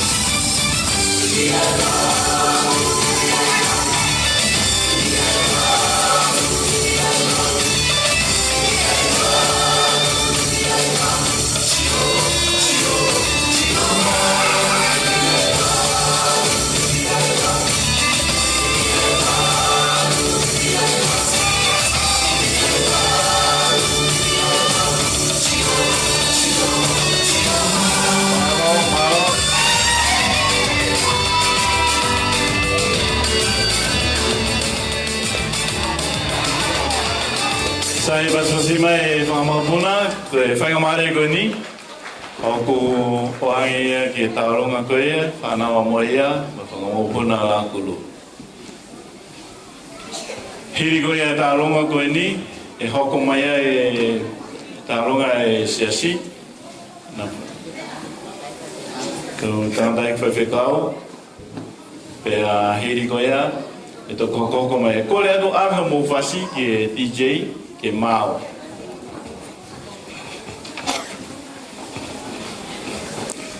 tapgi afio ai otua tau lotong tapgi a siat ama fletvi fanau famopuna hoek ai fek a tau fonua tapgi fahu tumua ke hu fagatu i he tala whakatapu kakato o kamata aki ai aho whakawhiawhia koen. Onofo o whanongo ki he polo kalama te geha ki i whainga maarie ai ta whaaki koen i a whakatoko pe a koi ai te uki i le atu i he ta whaaki a whakatoko patok whainga mai mau tau o lunga. Ko whakatoko o foki na mau hoa kamanu. Na alu ia o lata he funga fonua, pakai ke toi foki mai ia ki he futoa ko pouwalu. Pea whawhita, na o ai te fine whakaofa ofa koeni, pea anga le rei, Pe ne mau pe ia ai to onga ko e a e hua. Ai fie marie kai ke hoha a manuia ki hame. A ko ni ko a fakolo. A fa fia. O tau au sia mai ai maka mai le tau e taha malo. Ai puri ai fa e ko ni. Fai fikau ko si bea i pe ko more ai tamai more pe mo fa e. Pe mo ni ai lau e puna ke ko more ai falala anga na tau fa falala ai. Ko fa na u pe ni a toi pe a afiona. Ko maka o kulau i ko. Ko ki tau lunga ai a honi. Ko tau lunga ia. Whakatoko. Moe ia. Mahai whiwheka. Pa moe lausi i katoa. O maui heni. Koe whanau. Koe kia mea e ma. E moe ia. Ke whai ake hawhatongia. Koe mau lele mai pia mau tonu ia. Koe mau pou. Ki ngā aue o e aha koe ni. O kia ia ki tek. Koe paanga e uafe. O ko kore atu ki a fatui, kataki o lava mai ki muanu. Fatui ko ia. Te tau ange pe ai mea koe ni ki he lahi. Koe tek ki ulaki, koe paanga e tahaf, koe ofe fine ia o maasima. O kore atu ki anu nuka kataki o to o ai tola tahafe ko ni o si fuaki pe ia ki a fotui. Ko o fai ia me hik-tanga ko mo ia. O si toka mai pe he mohenga e mamahi o tala mai ene ofa. Tu be ai fotui ko tek e taha ko tola mo ia e tahafe. Ko whanau ia. Hamkopun. Mahai whiwheka. Ka mai toenga o he whanau. Ko reat ke toko taha ko ne hui e pare koe ni. Ko ki ofe whine ni o Stanley Sefesi. Ko ofe whine ko Sefesi ko Stanley ko whohai au tau mee. Lahi a whakatoko kai sii a tau mee. Ko ki whirmotoa unu aki ko o fefine ia o maasima. Fuaki pe mo ia maa fotui ke whai ake hatala noa. Ko e fasi koe ni o whai ai e ki tau olunga koe ni. Ko e whau ia a flat V. Ko e whau koe ni a flat V koe ni ke tau teau ni manoa e konistutone a tonga. Pea mo e tau e ni manoa a e hoko a e family waterhouse ko e whakafofonga konsela ia ki tonga. Paka uinga ia na whau ai e flat V, ko stau lunga e nia e he wahi whonua, paka no tok tu o ua ki pēni o e whau koe ni. Kono whakatoa. Fotui ka mai whakatoko wa, masima, ma o whatu ka te koe. Ko ki tahini talawau taha e whamiri koe ni, whanau koe ni, ko whehi la bolo. Sai, ta i mai lewa e tau whasi. Iyo, tuke whae koe ni, ki hokoat. Ka take ki whahoha whakatua koe ni. Mantua i peo mai me e ua, koe anganga noa. Ka pau e si ima whataha si te ki telefoni, o si tō. O tua i peo pingoa koe e lisi tupola. Koe a pe koe whahoha ape. Malo. Ta i mai e whasi.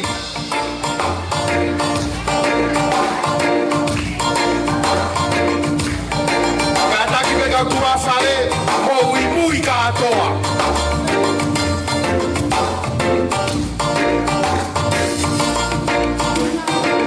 Whawendia flat V, teo ni manoa e konistutone a tonga.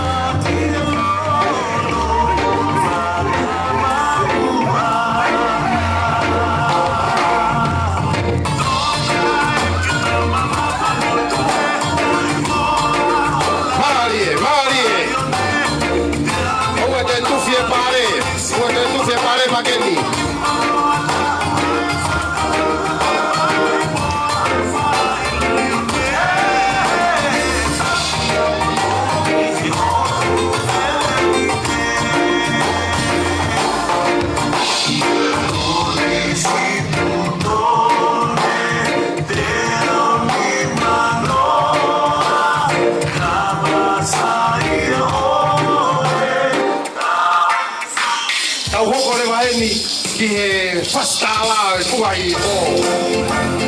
Pauia, tona mongaloa. Alo, alo ofa.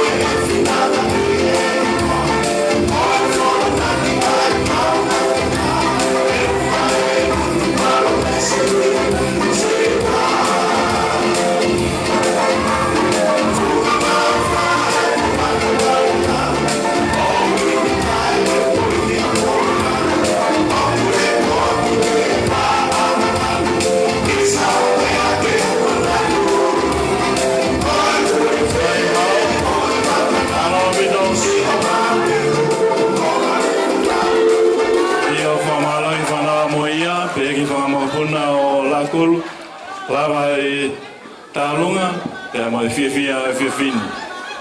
Ko e whanga mare ko ni ko toku ia ki sesi. Pe a osma mo na talunga.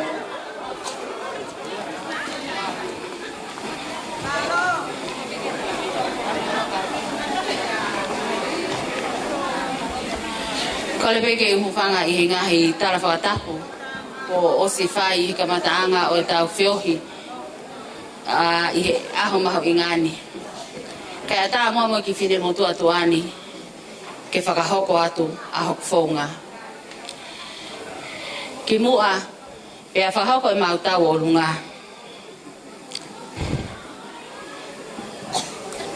Kau whahoko atu ko hoko alunga pia mo hoko whaunga o kuanga peheni. Ko ki whakahoha tau o lunga o e houani.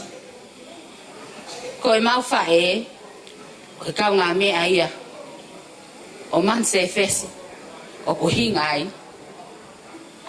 Ai tau whatataha e whef koe ni.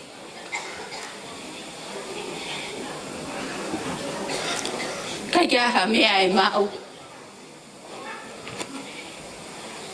Ke whakahoko atu aki. Ai mau fie tu whataha mo ki mungu tolu. Foto I ka pehe ka masima. Pea mo toenga e foto te hina.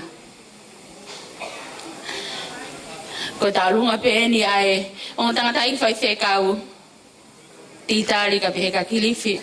Ne ongo po mole atu e mau whae. Kai tuku. Ai fua whatongia. Pea mo whiohi. Na e whai he mau whae ka pehe ki a man Sefesi. Ko e hai koe ki whatongia tuku I lotona ka pehe ki tekteki o e tau olunga. O atko toa pehia ki he whanau na ao ngātu ki whatongia lewa whaoha. Mao.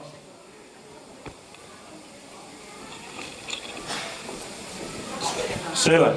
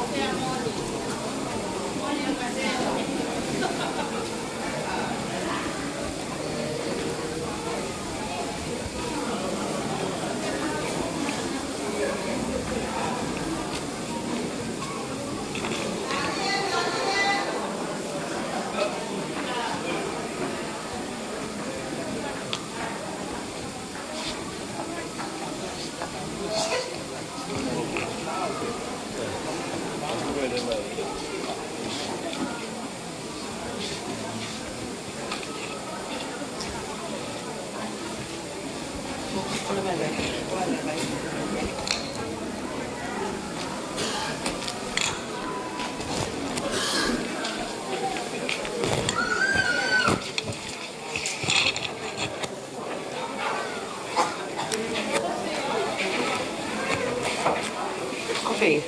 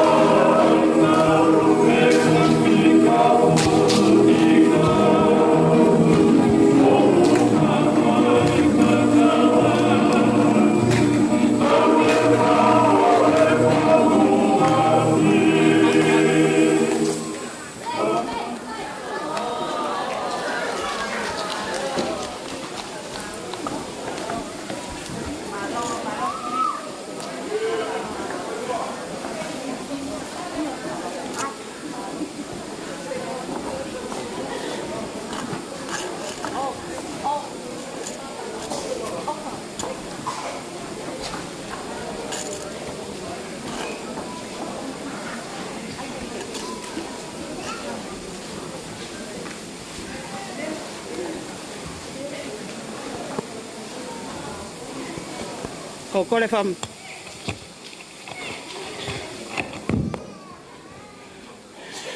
Ko kore wha more more atu he... Huhara loto api atu. Tupe moe ki whainga maari e ko ni. Whaoka te ki whatongia ko ni. Ko hipe ko tahin tarunga si turi turi ki whatongia e ta. Mō kātak whaka more more. Ko ki tarunga maa whana pe ni o e whiaf ko ni. Mea te au o ki whamiri. Ko e moko puna au o la tūtonga mankeu. Me esia ni wa whao esia ewa. Pagolere mai pe mo whanau. Whawhawho ngātu. Ki whatongia koe ni. Koe maa whana pe. Ka kosio sio he whiaf koe ni. Tō lahe tō a whotui. Ka kau pehe. Kātoa e whanau koe ni. Toko taha pe. Ai pere o whaanga manu. Tangata e ko masima. Masima. Koe mafuia koe ni, koe mafuia manu. Koe mafuia e whae. Mea mai o hui e tarunga latu.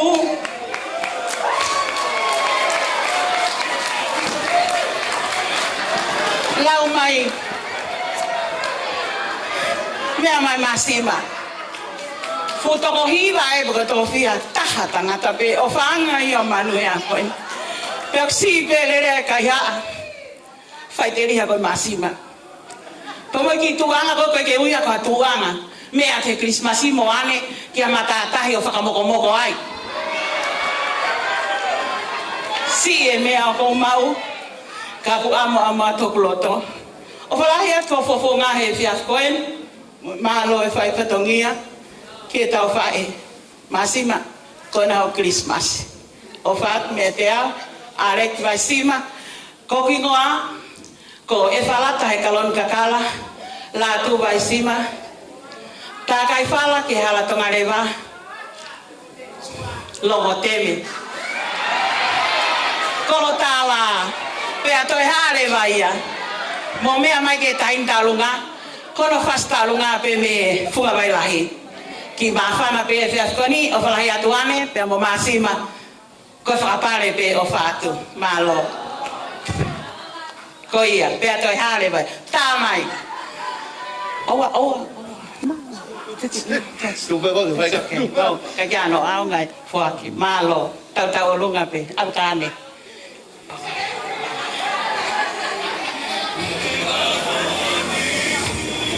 Tāki mua.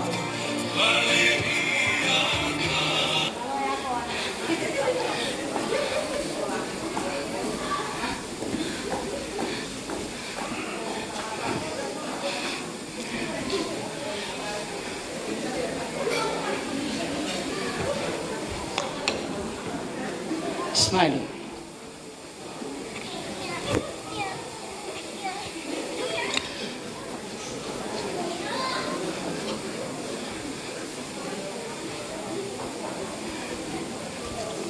Keos mo tu mai ko tau lungai o te mo sio ai masi mai fiaf ko ni e.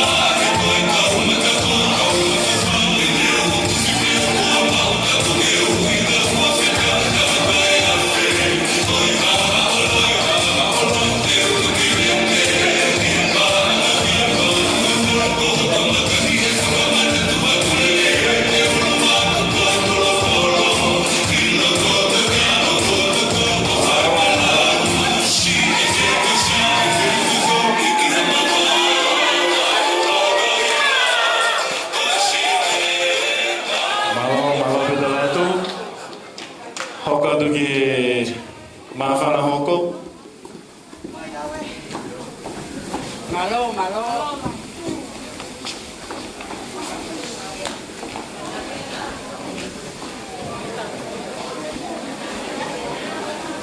Lagi kau.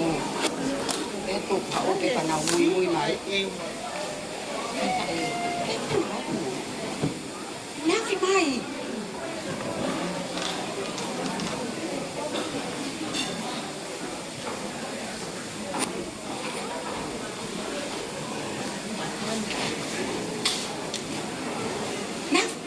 Wanga.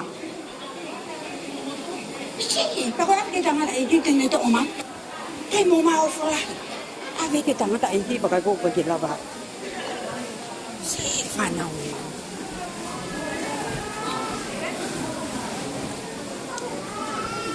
Kay mo sa maya. Pula ki ato tuwan. Siya at wago na. Pito ko ay pia iko to fla. Pafetai. Sai?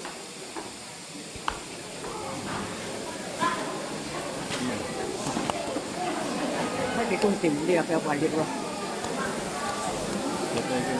Pafetai ke o tua he o lele ia.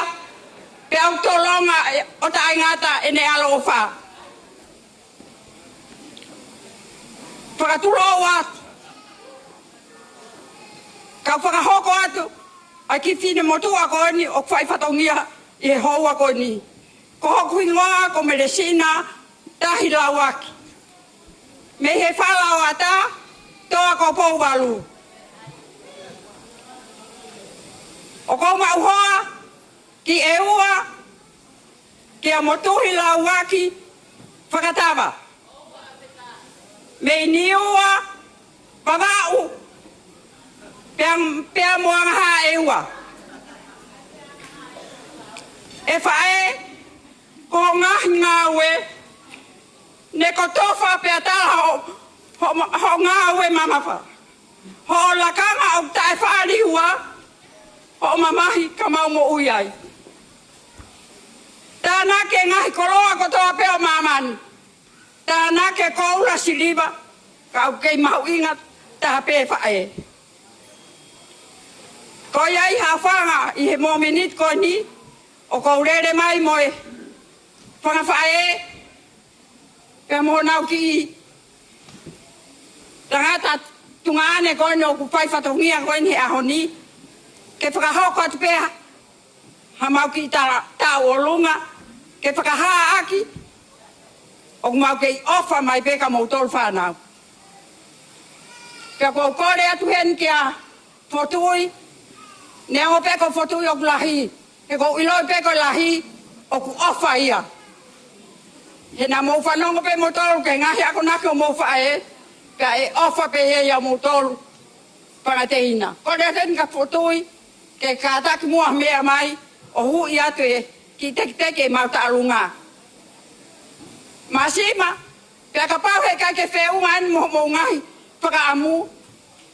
Hawa ave atu e tangata ulupoko koi ni. Ai ai mo, pia ku nau tau tu mai mo e parafina matuai he ave mo nau tolu awa tuko pare koloa. Ke mau mai me ai hau ki kapaini. Koi hui ke whakamahino. Koi ofa ia mau tolu, hei kai peki ngati. Neongo kupuri atu o mou whae. Ka kone ngahi ako naki, na ikai ko mou tolu pete mou nofo mo ia, kuma wako me iai. Ko ia hawhanga, ko ofa lahi atu. Ofa ke whaamiri o masima. Pea moi whaamiri o mou tamai. Nau fukmaheni pea mo nau tamai. He kumari ange whokia ki a te au. Pea toi ai pe e manuia, ke toi hau pe mau ia alo o mari kono tungane. Pea koi ai, tā mai mua whasi e mau ki fo i whasi, koe ngata anga pe ia e mau ki i. Whakamei te. Koe ki tu anga, o kui hene, ai whangamoko puna, o whae tangata whangawhae. Nau roto pe ki si poaki atu. Kia teo moni ki whanau. Ko hika toi hoka nau aho. Pake ka taki pe teu. Ai pe tapahi aka ta toi o mai pe o whai whatongia. Pea koi ai o kuake atu ia ma teu moni ki whanau. Ma loi whai whatongia le rei. Ma lo tua o whaat. Tā mai whasi. Whasi koe lere mei i hewa.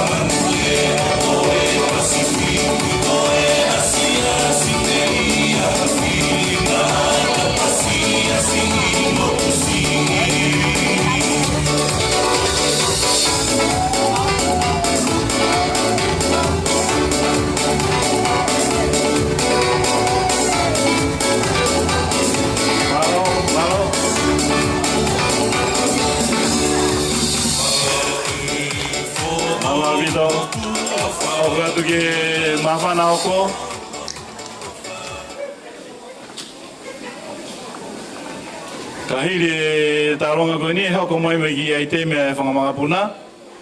Ko ia ku hu atu ai pe taronga ko ni taimi.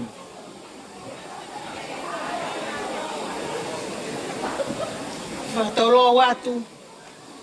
Mo taramalu e fonua pe ameloto. Ke whamalu malu atu ai. Hai fefeka. Kai whakakakato si o whatongi atu ai.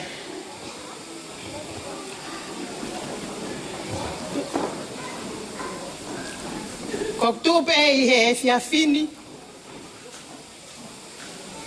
Ke whakakato whatongia. Pea mo ki whanau. Ke sino manu. Ni ongo ko ne toka.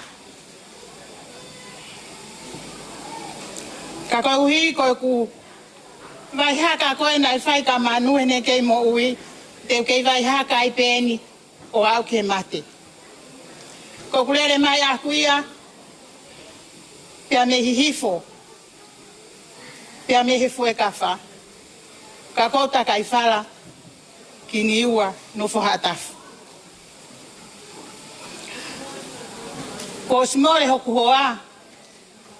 O ni ngoa ku whakao sihau. Kana e tokoto he ne. Whakoutua. Kana e toutou e kea ki ai e au me whanau. Ko haiga ho whahu. Ka hoko ha mea ki a koe. Ako ni rea na ni whai mai. Ko i ka tonga pe hoku whahu. Kana hoko pe ia. He ne malolo pa whawhitu tati mai ki hen. E si mea ange ai ka tonga mo manu.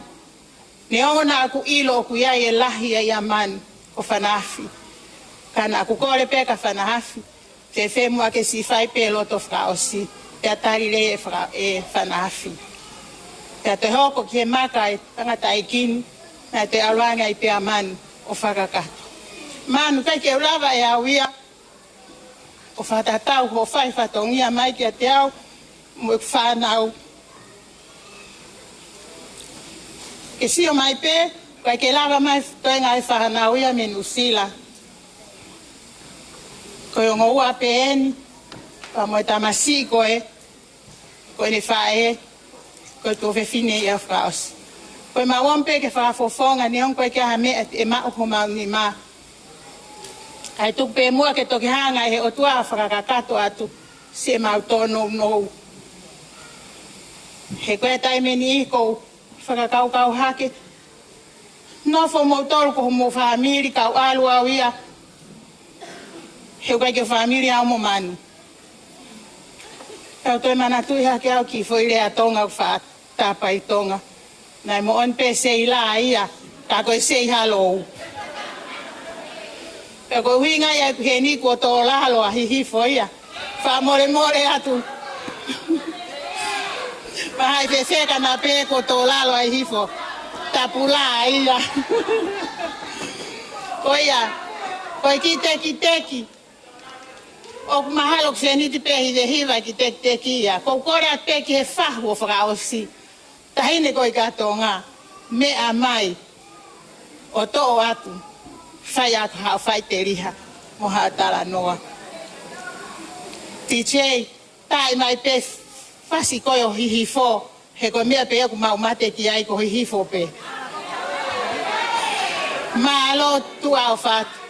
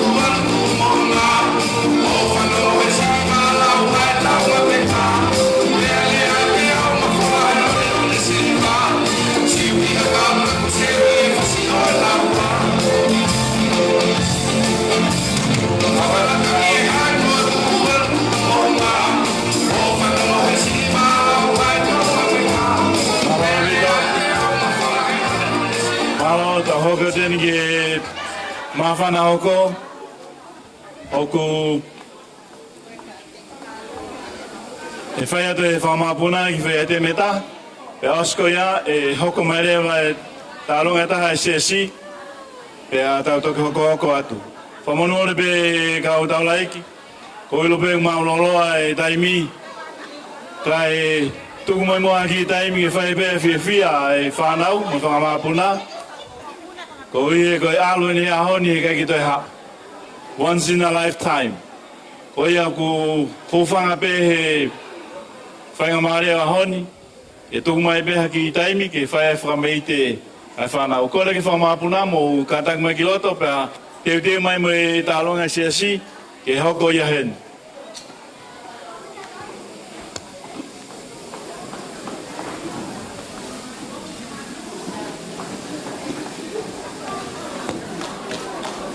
Vave.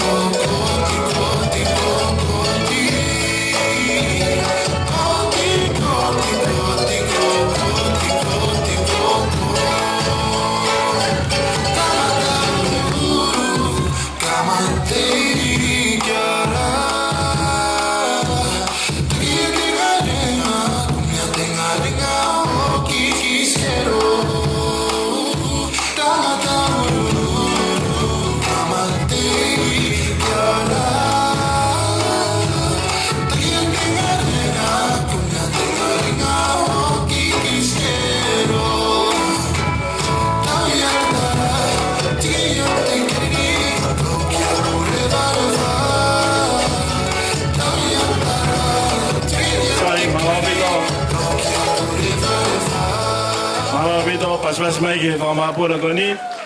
Ko e whaingamare koni e te wata ai te metaha e sesi, pe hiri ko ia, e hoko mai e tā longa lo se helu.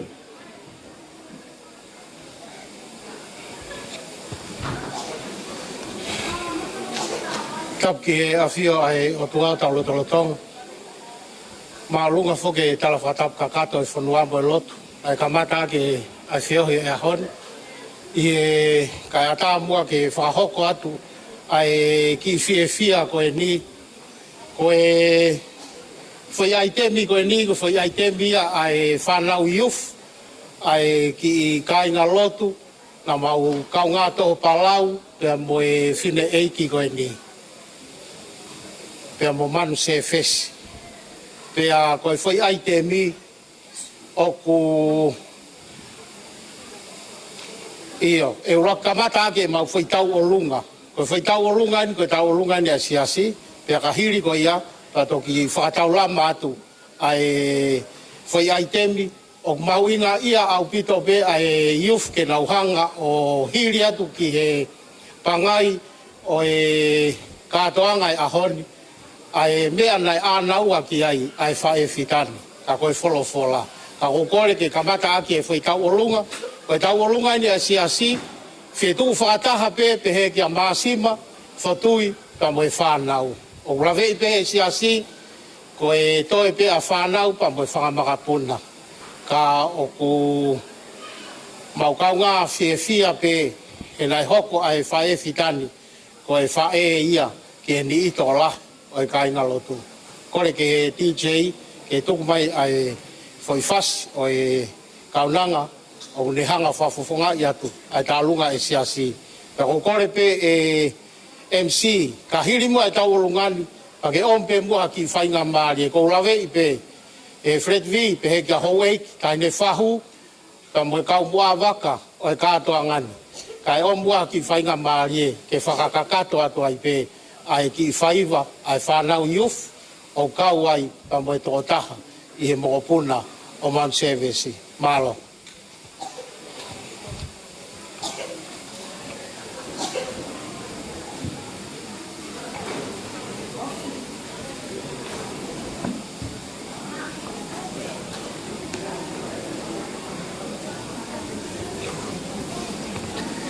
Iyo, koe tek-teki, o kore pe ki he tō taha ku hao hui pare i e kaunangani ke re tō e tek-teki o tuku pe he kato. Tuku he kato koe o ku vahe tātau ai pe a tō e ngai whanau.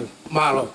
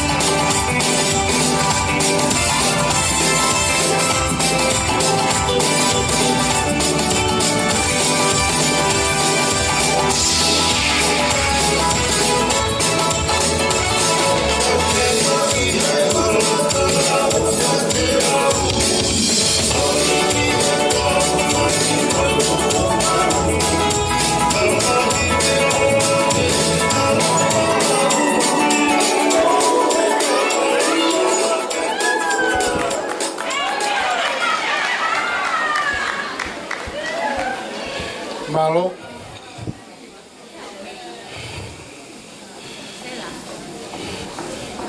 Taine wha, wai whewheka, e ki au weiki. E ki he toenga e kau whaafiko toa e ahon. Ko e ki whai wai whai atu he whanauni. Ko e anau ai ai punake ko e ni. Ki ha wā whei nofi anga, he wāo e tangata pa moe o toa. Ka pau te tau tauhi ai le wholofola. He tau ilo pa me he wholofola a hono whina ngalo, i he aho, ki he aho, ki he aho. Ka pau te tau tokanga o lau ia. Pe au mau inga. Ai ki whaiwa koe ni. Koe anau ai a e whewhine fitani. Ai ko a ana ai aho. Pe au tauhanga whakamau inga. Pe koe ni anau ai a ki he ne whanau. Ke nau talango fua. O tauhi ai ne wholofola. Mo tokanga foki ki he lotu. Pa koe pōpuak whaosia. Ai whanau ni. Koe ki tamai o eiki o tu i mua pa moe wholofola.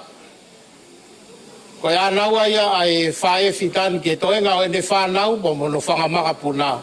Masima, whotui pa pehe ke toenga i whototehina. Koe wholofola ai o tua. Ko kapau e tauhia e whamiri. Mo ki tau tolu tonga ko toa pe i he whareni. E toki hoho i ai hono whina ngalo. Pea te tau hoko ai o ene whanau.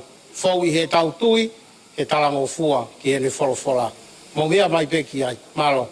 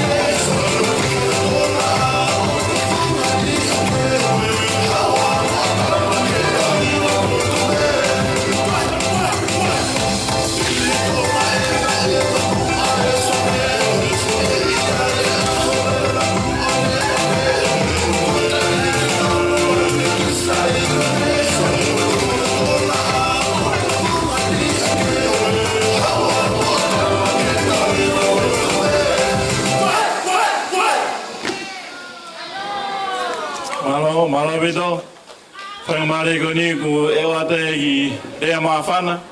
E whai atu ia e lose e heru. Pea hiri e lea ko a lose. E whai atu e tālunga e whamapuna. O tui ko e tau wau mai a ki tau mui e tau polokalama e whiwhini. Pea koe te pire kona mo ia ai. Mandui am the master of the ceremony. Ko au ko pule ke te pire mo alu gātua mo ia toi toi maha mea hena. Ko lea ruka wātangai hena mo ko matori wawau o tufa tangai pēna whako he te pire. Koe ke tufa mire mila ia. Ko ia, feel free. Ta wata aina, alu maha mea pe i he te pire koe ke te whema o ke toi maha mea ai. Malo, los.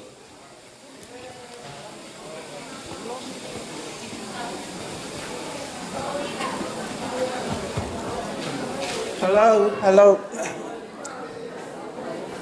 Te hufanga he whakatapu. Talanga te au whai ki tua mama o kai atake whamonua ko loa ko tuku maa koe hoa ko ni. Ko kakala hingo ako mele ana lose heru. Me he funga whanua. Moe whala o ata.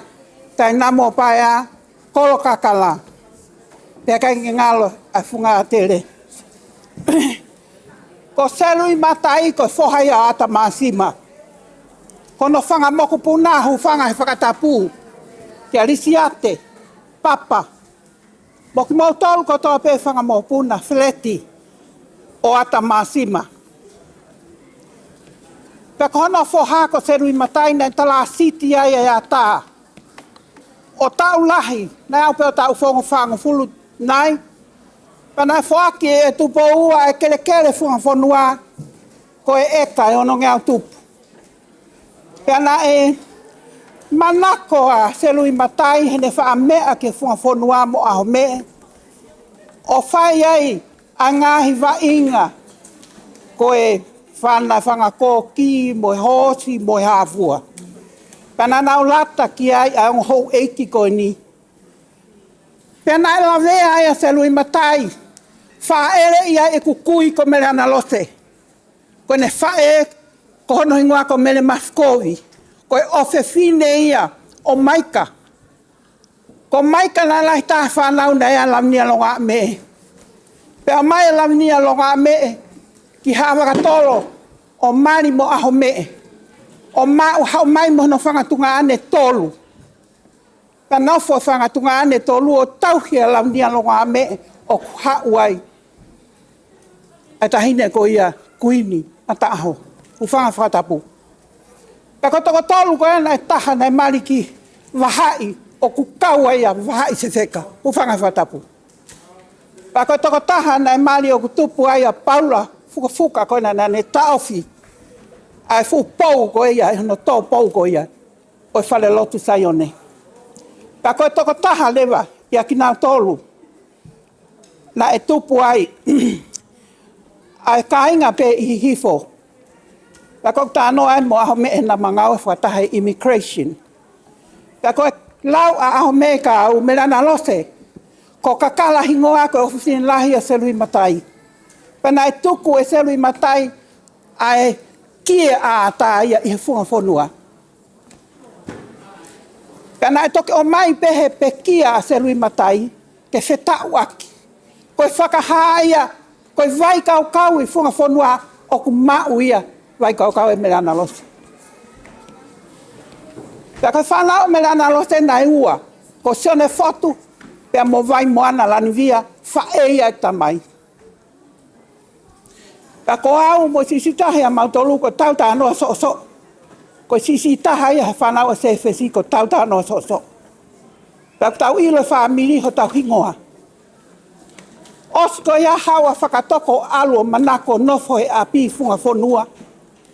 Pea whafou mai funga whanua. O sio mai ke kitahine talavou. O ku nofo i he api tau po ou. Ko Manu Tapenisi Lauaki. Ko e moko puna o Lauaki. He ko e uhou e ki na awe tuke funga whanua ko e mahu. Pa ko e Lauaki ulaki na e whae ia i e ua. Pena e tanu ia i I he alu koe i eua pe a ko tufu vai. O koe mala e ai o tanu mia he one, koe mala e o alu lolo fonua. O tanu a mele ana lose mo lauaki uluaki. Mo uhou eiki na nau pekia i eua. Ka koe uhinga i tala noa he ko ilo ke historia tupuanga. Ka toki te ia lewa. Ai foi mana ia ko ia ko whakatoko Sefesi. I he tahine ko ia ko Manu Tapenisi. Ko Manu Tapenisi ko whiwhine ia o wakauta. Pea ko Manu Tapenisi ko ene kui ana ko Lauaki. Ko Lauaki lahi ana to tonu ki Lauaki. Kai manako ia i he whautaanga. Pea alu lewa ia kai tuko no togoa sisi o alu ik tala fo ou. Wa tontonu mai au. Kai alu e tangata ko ni te mong sio ke whaiwa e whanau. A ve e tonu e whakamopuna o Manu Tapenisi pea mo whakatoko ko hako taanga. Whauhiwa a wheretivi na kai ke utuu. Kana u tanguto whanonga ke whau. Ko hako ia kakai i loa i tonga. Pa ko hako hihifo ko hatui. Pa ko ku ilo he KCE na e pule a fotu i maketi na e whaafikau e fotu mere ana lose alu hifo ki lalo o alu ke apo ulkala o ku iai a mo fine e ki. A mo ia. Fe fine tala vou. Whakaawa matapakai o atu steak. Te walato awe ha steak. A mo whae he nai kai steak pehne KCE. He anga hano tauhi. Pa koku ilo ka whakatoko na tā mai ki ahi o awhmawhitu whakatoko. O ku graduate e kuangota mai ke ua. Koe lao, moe art, pia moe business, pia moe marketi. Ko whimau koe ke hao ai akawa. He koe uhi, ku mau whamiri ho ofe fine, moe tamasi i at lanivia sisi i atu i lape. Koe uhi koe kai ke whe uhi aki. Ko mau tolpe mau ilo whamiri na mau nofun kua lofa. Pea aluangi a whakatoko mo Manu. Ko ku rakse i loakia mo Manu Tapenisi. Pau peat Manu ko whamiri mo koe ho hingoa. Tamai Manu iyo. Ko Manu ia ki kai koha eua at atape. Ka lau ke eua na e whahu. Ene whangakui ana ia kalani walu. He koe kai ngā kuin salote. Ka lau ia ki he ki hono whamiri koe ki motu koe e ua. O ku tuwhi pe uo i he ulu. O ku mau ia whakatawa. Ka tontonu mai a. Ka koe uhinga e whakamatala he kou mau a Manu pia mu whakatoko. He ma momata. O kou masiwa au he uikai ke iloa au. Ka kou iloa he mala e lotu. Koe poloka lama mea toko ni whakaaho ko au ia. Meleana ko lose heru au. Koe huri au hako ata. Ka tuku peke ulea peke sani. He koe kres whaisi o ko te lawe ai. Hange hasisi o mofunga ni. Ai tau maringi. Hono ngai tāpua ki. O whalai atu ka ki mautolu. O whaake whahu. O whaatu ki a motuhi. O whaatu ki a hurita. Mo whanga toko ua. O whaatu ka ki mautolu. Ko tautolu. Ka koe tau hau mei whee ka koe tonga peki tau tolu. Tua whaat.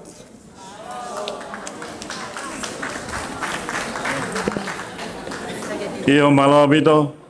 Ko ki ai te mi whaase nei.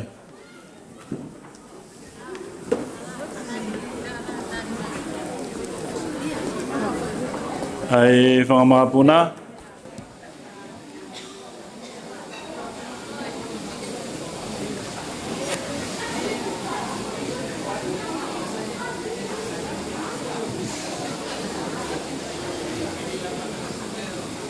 Ai koe whaasinga i.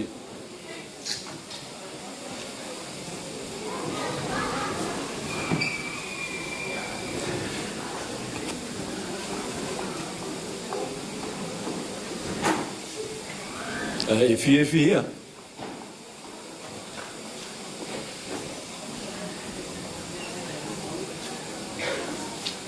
Tau e taha malo.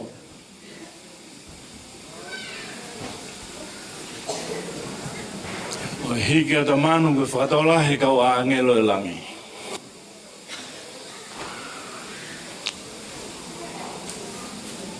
Ko ia ko e tālunga e whangakuna koe.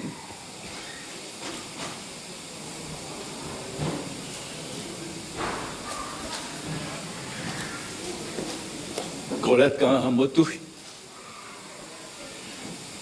He mea mai o hiko e tek.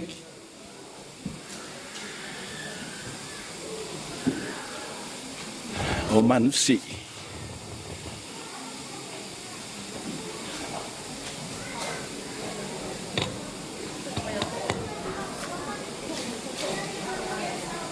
Kahiria e tālonga ko ni. Ko roto peke ange whainga maria e mea vai whiwhek. Whai harea maa whana. Koe ko ilo na whatoto whulao mai taimi ko e kusio e whengawe aki wahawhi. Nengo mena e hawa e whekaya ko whatoko. Ka ko ilo ko iai ai maa whana iai. He wheo hina e whai e mo manu. Koe e kahirien e angarewa ke whai maa whana whaasi e wa wheka. Rahiria e hawa māsimu o whai whakamalo. E rahiria e taku lotu tuku rewa whai whekau ko e ngata ia e whawhiawhia o e whiawhini. Kore ke DJ ke tae mai.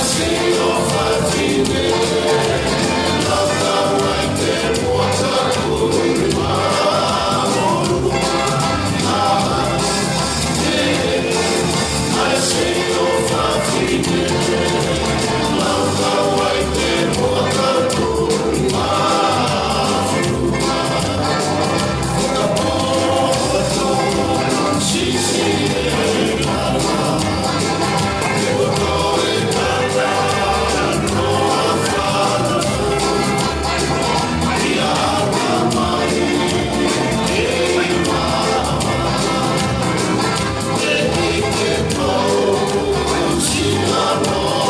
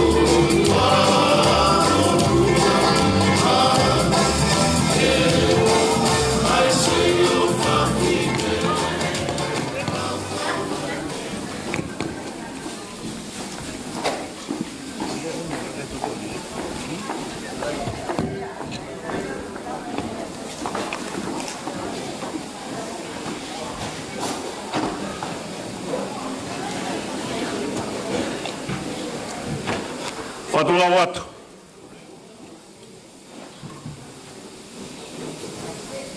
Tapu ki he awhia tua mawhi ho tau ngotolotonga. Tapu ki Fred V. Whanamo makapuna ho eki. Tapu ki hama tāpure. Tapu ki he tangatai ki whaiwhekau mo hataki lotu. Kore ke awa tupa whakatapu ke ngai tuanga katope ku whakatapua. Kai ata ke motua koe ni ke whaiatu ha whakahoha whakaosi. O e whiohianga o e ahoni.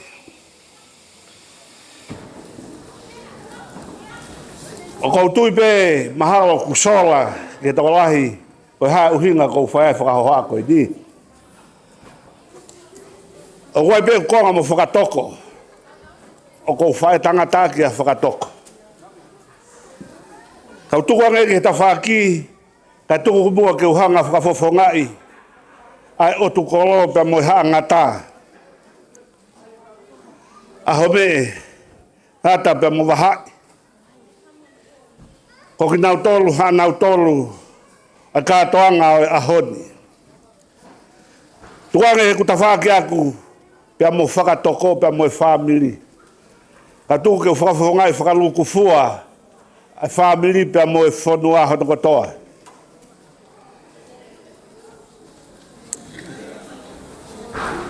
Ko toka ringo ringo e aho ia. Kau tau whakawhetai pe. Hasina e ofa e o tua i ho tau lotonga. Mo lava mo mea mai, ke tau whakakakato, a whakaanaua na e whai me mua. Ko maumata mea tau wheiva he ahoni. E mafi o tua. Pia mau kaukau ola e loto whare o e whamiri he aho koe ni. I he ofa. Ko mou i hene he ahoni. Ka te ulama e au ki uhanga whakatataua. Ho o mou ofa. Ka tupe mo ke he o tua mafi. Pe te whai besa mou tāpuaki he koe ni pe mo kaha. Ke mou mau ha Christmasi fia. Pe mo ha tau fo o ku whonu i he manu ia. Kai whoki ofo ke te au, taimi nā mā whiohi ai pe mo whakatoko. Ko ku taimi bea ko ala tuai ke whakatoko, i he kei tokoto a whakatoko i whare maha ki. E kai ke ngāo e te ako ko atu pepe he mai ka te au. Vai whewheka, ka taki e to'o ho waha i whewheka. Ka ai peho whetai aki ke ulawa ke upu i atu i a koe. Ke whai ha ata lotu. Ko tawange ke a whakatoko. Whakatoko, kai te ke tai tau te au ko ha ku whaha ata lotu. Ko tangata iki koe dia whakatoko pe au mai ki hono hoa o whaanga manu. Ko ma whetaulangi pepe mo manu, tamai manu ke te au. Mata i niua. Ko beatu. Manu, koe pe niua. Koe ke ila buka mene a toi whae tangata manako ia koe. Mata ona pe koe hoho korera manu. Ki hono niua pa mohoku niua. Ta koe mamai loa pe me niua.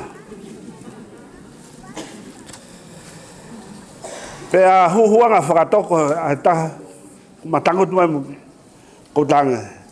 Toko sena na lau me koe manu. Pe maa whakatoko. Tai o turi ka alu ki e ua. Pe he maa manu. Ke turi maua ke maa lo ua ka kina whatoko taha pe hene. Koe ahoni, ko tau situa ki tau tolu, me he fofonga o manuka o maa whakatoko.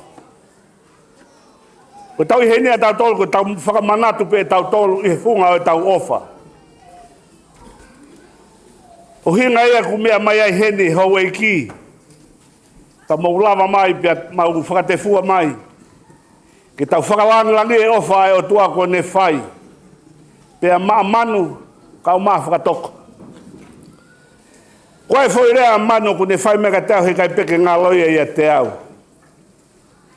Pea maa manu ka te au. Wahai whewheka. Ko mo wahai whewheka ka ne kai a niua. Pea tatau pe mo toko na whakatoko. He te kai a niua he kai kia whakatoko. Ko kata pe pa tawange manu ke mo oni koe. Ma watunga ma tolweni ku sisi e ili fia ka ulahi ange ofa. Koe ahoni isate ko te ulawa ya ke mau ha whakahoa whiunga. Fred V. Neongo ko sino whakatoko pea mo manu o ku mau whaiteri hai. Ka tuku pe mua ke u whakafofonga atu ki mau tolu me he motu mama o. Ko u hoia ki mau tolu me he motu mama o ko e ofa pe. Ua fofola ku ti saote nai pe he ka koe kia hau pusi pa ke pusi ake hau niua. Ko e ola eni e pusi ake pusi. A manu whakatoko, hufanga e whakatapu. Mo mea ai mo ana hena. I he funga e ofa, a manu ia whakatoko. Whamawa tu whai whekau. Mo tolu katoa pe kai ngalotu. Mo lava mai o whai ai ofa koeni. Talu me hoko e whaingataa, pe hoko mai ki he ahoni. Mo tautu ua e lotu. Ko whawhawha e ato e whanau paia. Ta mo e whamiri a whakamalo lahi ka te mo tolu. Whamalo atu ke siasi. Whamalo mua lotu. Kai ngā whakatoa pe ko mo mea heni. Whakau atu e ofa tua ko eni. A mo tua mo maulalo ko eni. Ke mo mau ha Christmas fia. Pea mo ha tau whonu i he monu ia. Rewa e whaha ka tatau atu. Wow, vito ko to e kol fomore morat ki ka tole iki. Fomore more guai pe moe mafana fraos ko Fred V ku o fambe ke fai alea. Ka ko tu ku fia manu si o mai tau lo be ngai fatahanga falot. Na ia ki foi clip na lima e kureka ko ki lava mai. Ka ko pango ki lava ya hul. O tahane manat melie kone manatu ke lotu lo ko amanu. Kanane behe ko lotu lo amanu. Ko fante isinia na langai ne moui. Ko ia ko kolfa more e lo e programa ka anga e bea whainga maari e whaosi mō whereti. Koe tūlo pepe mo e awhiwhia e tō tahi o tuaha taura tōna tonga. Watapu ki e potu koe ni kai o maa e kere tupua e lotu. Koe e tau kātoanga e ahon. Watapu atu risate me te arona, tupou. Kai o maa whanau i mga puna hau eiki. Tapatu ya wa fifeka ma sila a mata pure ya go whatapu ki nandai whasikau pure a pitanga wea ka mai ka whasikau tap mage mua waka e katoanga e ahon ka ine whahu ya go kore ke whamarumaru te mua e tal whatapu ka katu ko osio noa whaki ko mone more pe to e whakaloloa ko talang fua pe ki tuturi ko tuku mai ke motuani por kalama e hon. Pehe ko lava pe maurea tawhaka whatoko i e rea mereana. Lose ka e mai. Bea kuwhai wahi whiwhekaka ko tu peke whakakate whatongia. Whapafonga atu. Whapafonga pe. E ngo pe ku Mea pere ngesi ni katoanga tupu ha tau whanua. E kei pukai hae hinga e rea. Pea i pe rea. Koe nofo a maama kai lawa whawhanga. Ako kore peke uhu whanga atu e tala malu whanua. Au tala ngofua pe mua koe whawhawhonga. Koe anga e tau nofo muri makao wheo. Tariki uwea. Koe whakawhawhonga pe. Ai lea ki me tawhako ni tangata iki. Ofa anga o Manu Tapenisi. I semis whakatoko wholau Sefesi ni ongo na pekia. Au tau kau whataha i aha whakologo ni no tatala e maka. Ia ku whakamalo e ko whai wahai se wheka. E tuk pe mo ki whawhonga te whamalo. Ia mere mo ia i pangai. Tu whini lahi e whatoko. Ne kei lau maarie, ne o kei lau mai. Kai o maa te lai a fitu. Ke hina whatoko kei mo ui, o kunei nusila. Au hien be kei whawhongat. Risa te mante alona ka maa papa sinai takala. Kato katoa mo e koto te hina mo e ka inga koto pe. Pea mei he toko pou alu. Mau whamalo atu. Whanawhi ka maa motu. Ka maa si ka inga iki o Manu Tapenisi Lauaki Sefesi. E ko tui kai whakao singai ni a honi. Ai tau te whanongo. E mo heaki. A whangai whamiri.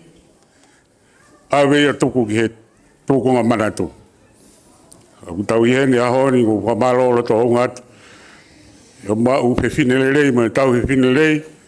Oko koe waifi o whina e i whatoko. Kai ki ngatai mai whanau. Ko tui ka maa sima pe mo toi ngai whanau. Vere i katonga.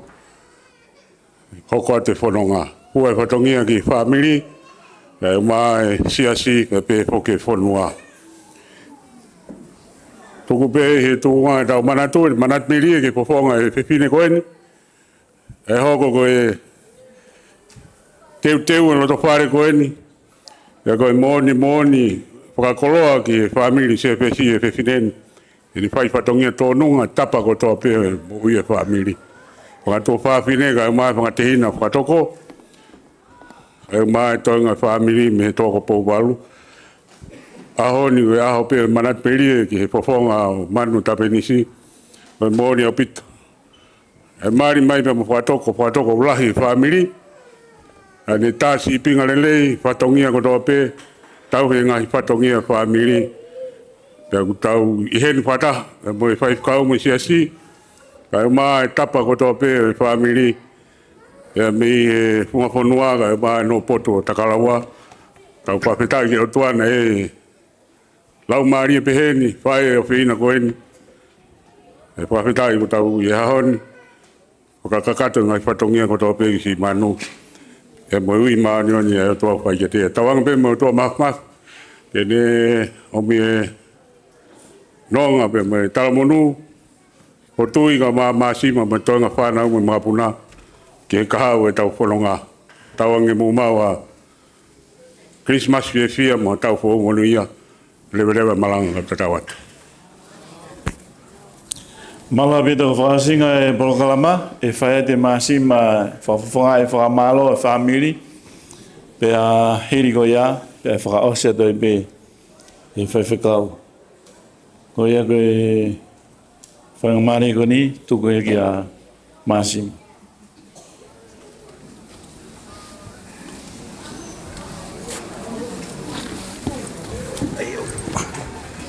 Whatulou atu. Koe ngorea kon ki mua o sve unga i pedau tolu ai.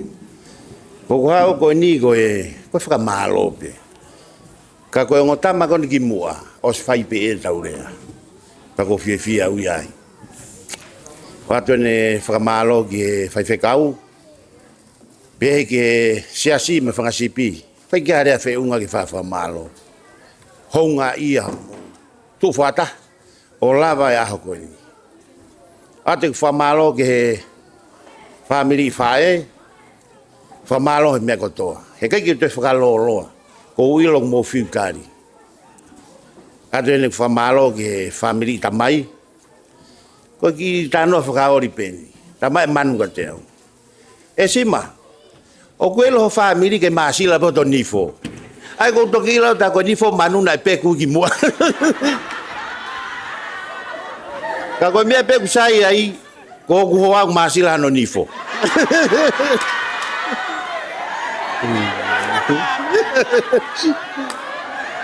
Wate ko fala atu ka motolu ko era beki manat meri ki he fileiki ko file motua fa pangu fo. O fala atu ke kainga ko tope ko e ahi kau ahi fa malo he me ko to. Tau tu fataha o la vai a hon. Fa malo atu ke faita paula malo apit. Ka ke to hingoa na to hata. O fala atu ka motolu malo pe. Oi.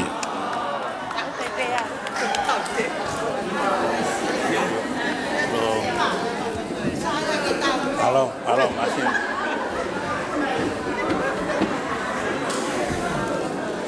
Ko le beke o ho fangat pe he ngai whakatap. Ko holomu hai tau whio hini.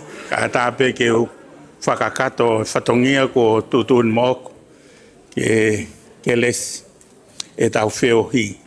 Ka teke ke lesi ko whafongat ai kai ngaloto manu ate tala manu ke te motol ko toa pe ho iki siate ka mafret wa fek fana wa ho ik ka mag motol ko toa pe mo me mai a honio tau ka nga ka fata he malari fia ka venga a ho ko hi ko ka unanga ko fa fita na toka manu ia e family ka ma sias kau ngā maheni.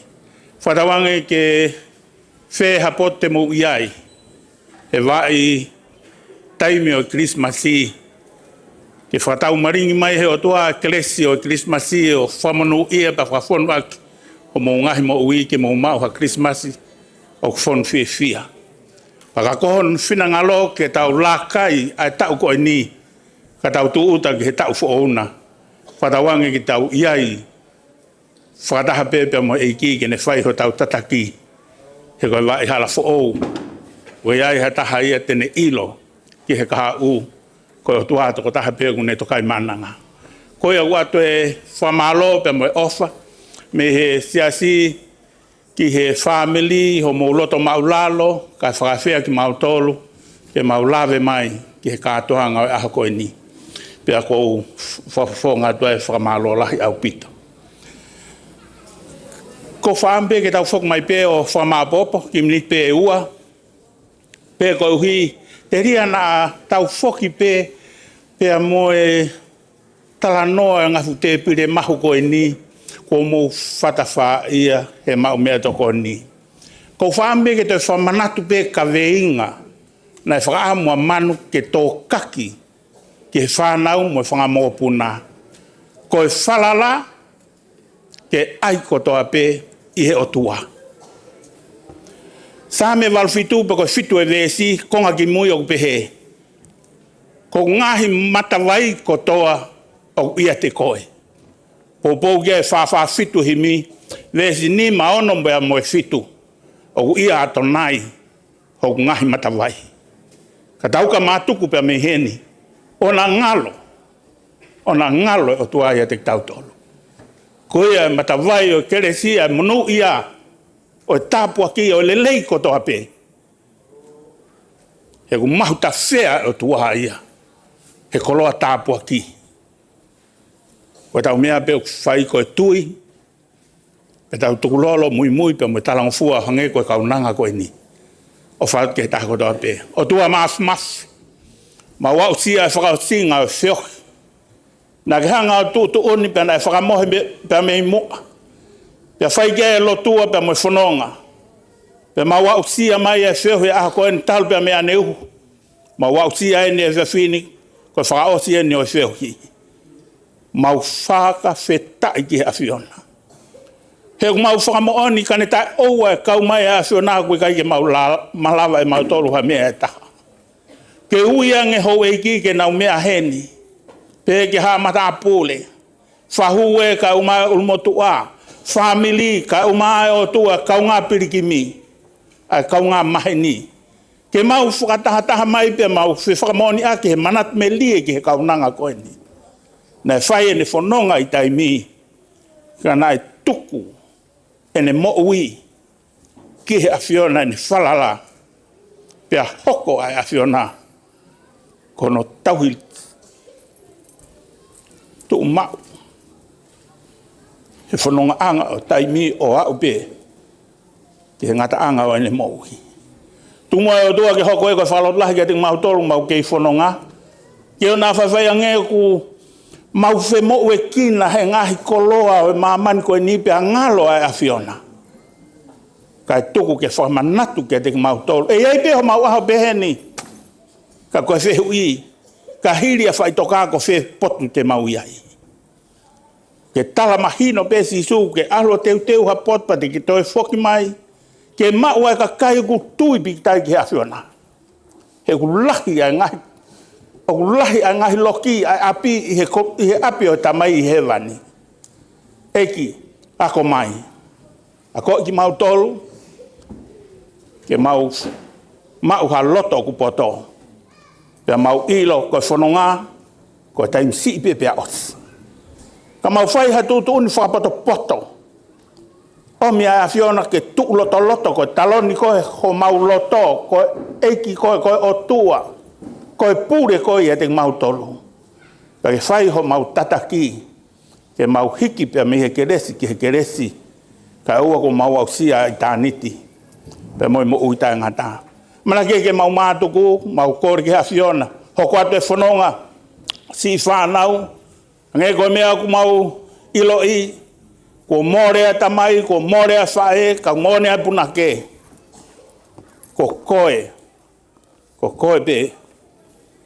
koe pe sisu. O tu uai e mau amanaki. Tāpa kina mai whanau. Pehe ke te mau tolu ko toa pe, hoko atu e mau whanonga. Te mau e te koe, mo koe e te mau tolu. Eiki. A bongbongina pe mohono ngahi wa i whiohi. Mau kore ki hawhiona. Eke, tāpu kina ki nau tolu kotoa beu ke ui, ke nau tūpea me niu wākai o kosperi. Whai hano tala humaki, o e whola mo oni ai hawhiona. Te ui ho mau loto e o tua. Te mau tari e pe mo loto ku hanga maari e pe mo fie kaia. Ha loto o ku whonu he awha ki hawhiona. Eiki. Whamanu ia ki a taha kotoa beo kui heni ke ko wani. Pea ke pehe o a whio tu mau ia ting mau tolu pe tau whanonga pe mai a whiona. Kresa ei ko sisu kalaisi o whalahe o tua kota mai. Whio hia lau maari e mao ni o ni. Tāpani kare tu mau. Hou ei ki maha mata pule whahu. Kau mai family pe mau tolu kotoa pe ho wani pe o nahiri. Kai whai pe o tai ngata. Amen. Mahalo vito e ngata e tau polo kalama. DJ kadakta mai beafas.